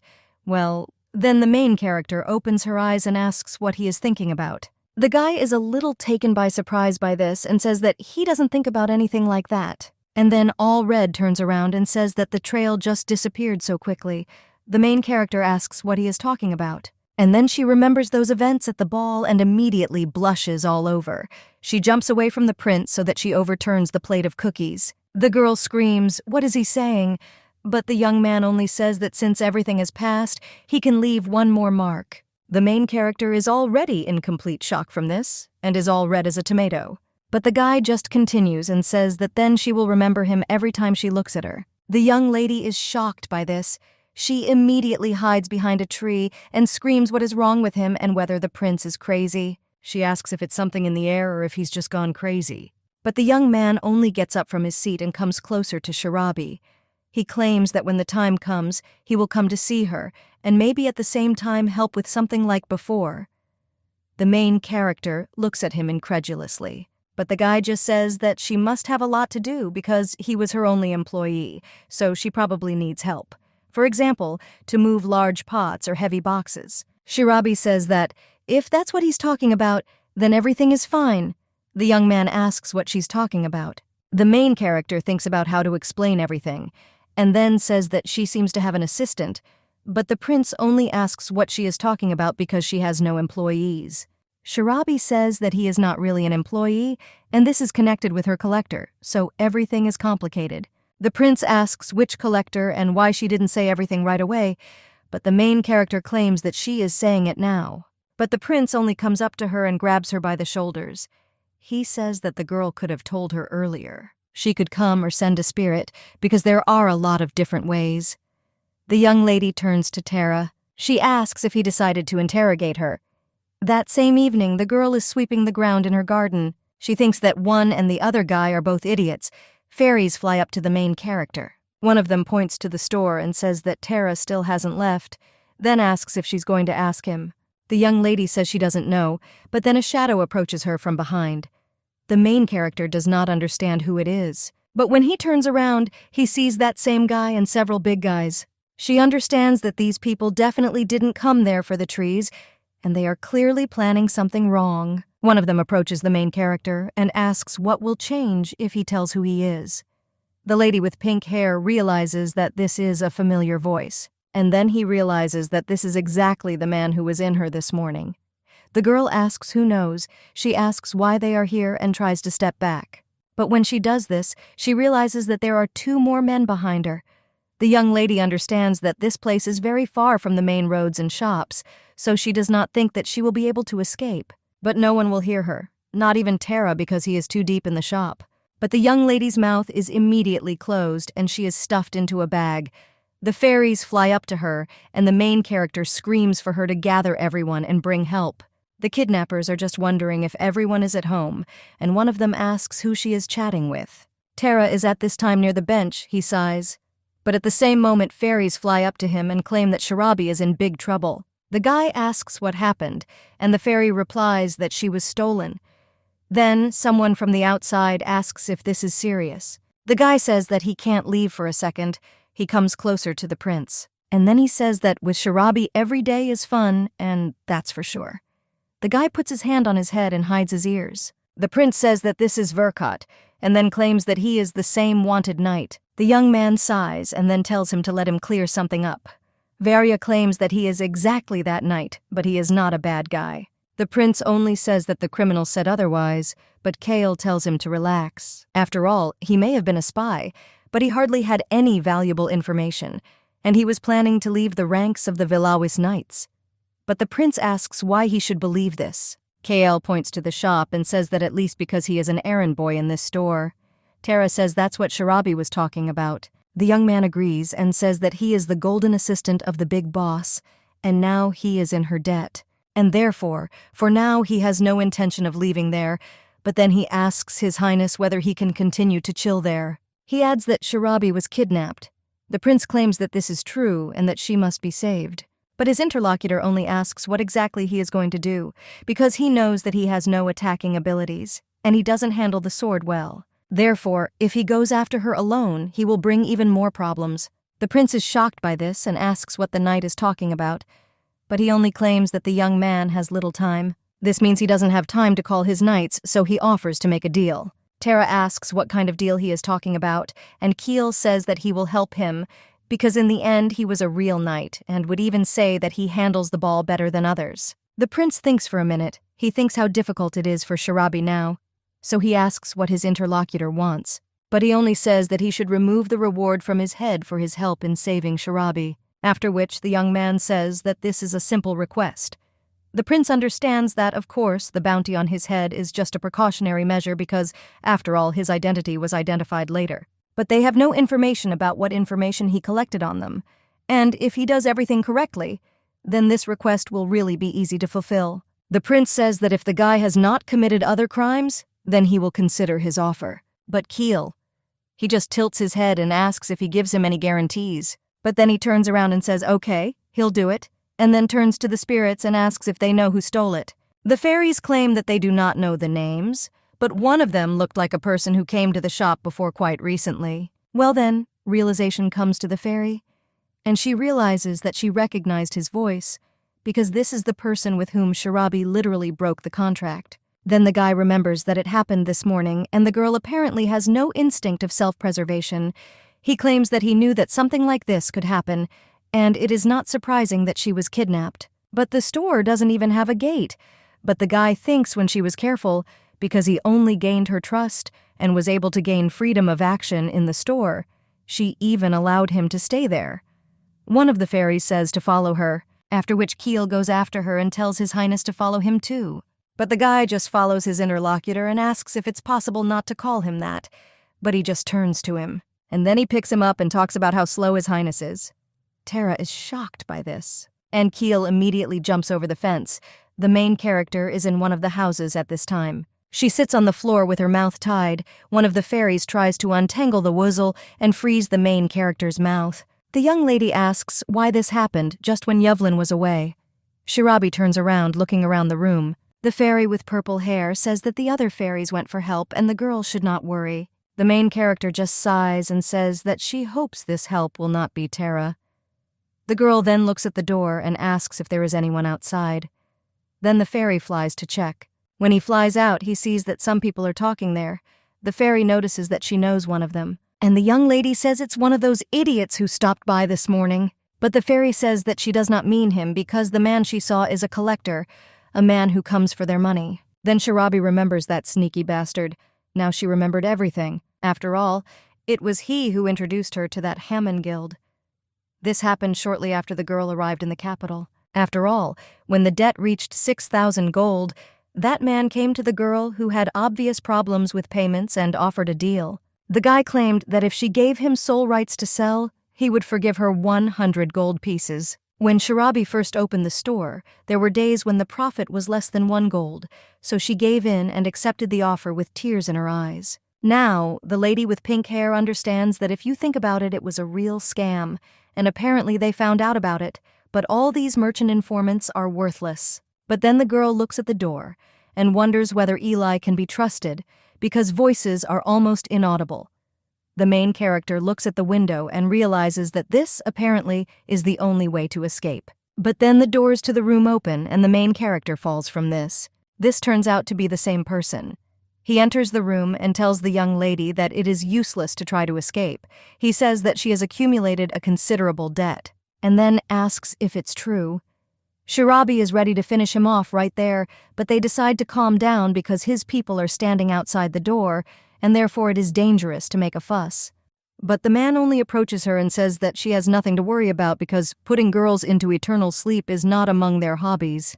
In addition, she has a rather close connection with the imperial palace, after which that grandfather says that he called there a person capable of erasing memory, so for now, the girl should just sit there.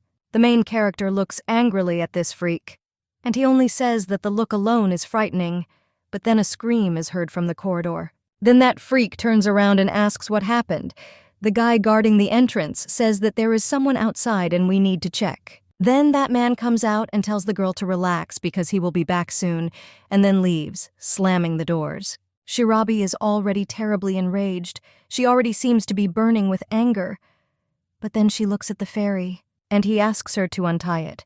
But when the little girl with purple hair tries to do it, she says that the knot is too tight and won't come undone. The young lady understands that there is no other choice and she needs to try until she succeeds. The main character thinks if only she could free her hands. Then the girl tries with all her might to do this, but unfortunately, it doesn't work out very well for her. At this time, Keel is still dragging the prince on himself. The same one screams that he can walk on his own so the guy can let him go. But Kale just says what a shame, and then asks, isn't it faster? And His Highness still won't be able to catch up with him, no matter how fast he runs. Tara screams that he can get there on a horse, otherwise the situation is no good. But Keel tells him to just relax because they are almost there, and then he asks if the guy is even going to save the boss. Then the prince falls silent. He understands that this is the main task. Kyle says there are no objections, so they can continue. But Tara only says that manipulating someone in such a weak spot is such meanness. But Kale only asks what kind of relationship His Highness has with the boss. The guy and Jenya will think a lot. And then, a little wilted, he says, what if this can even be called a relationship? One of the fairies flies near them and turns to the other. She asks if they are talking about a relationship after saving Shirabi, and the other only asks if she didn't feel that something was in the air between them.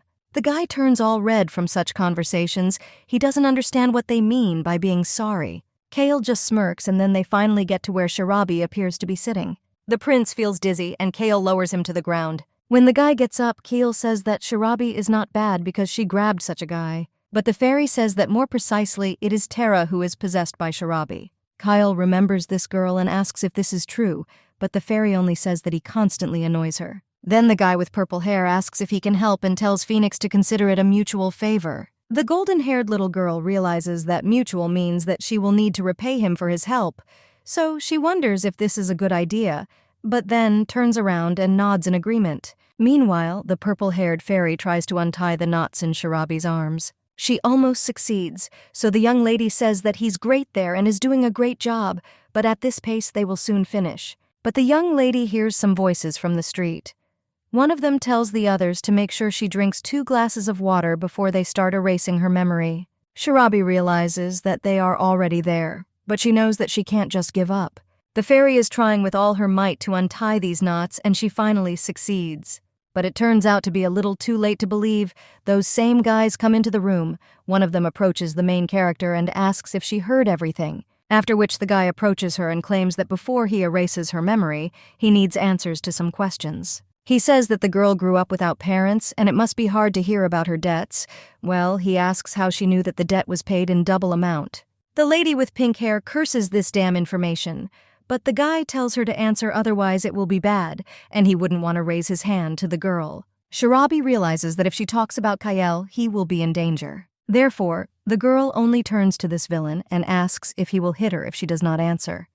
The guy says that then there will be no other choice. The main character says that the person who told about this, but then she suddenly becomes silent and asks what to do. The girl apologizes and claims that her memory is so bad. The young man becomes furious at this.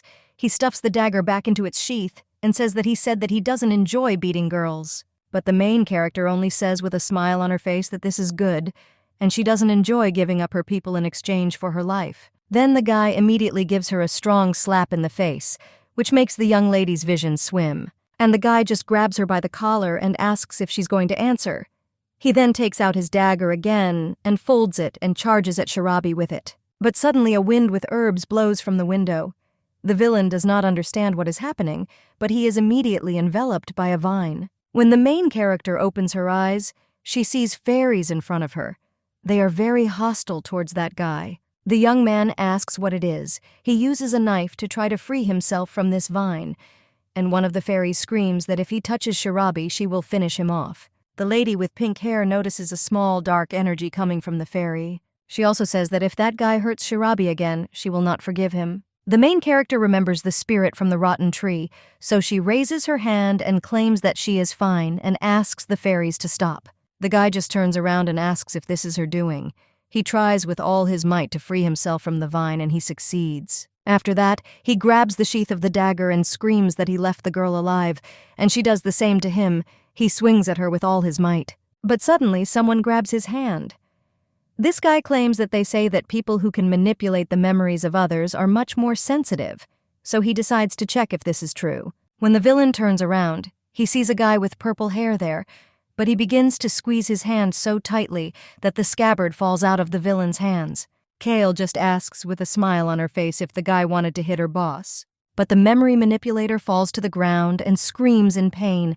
The main character is still floating before her eyes. Someone covers her and puts a hand on her face, blocking her entire view. The main character thinks that this man's hand smells so nice and it's the smell of herbs. So the girl asks Tara if it is. The young man with the ears only tells the boss not to open his eyes because it won't be the most pleasant sight. And then he unsheathes his sword and says he'll take care of this guy. Then he turns to the villain and says that he dared to hit his boss so that he will make him suffer and regret his actions.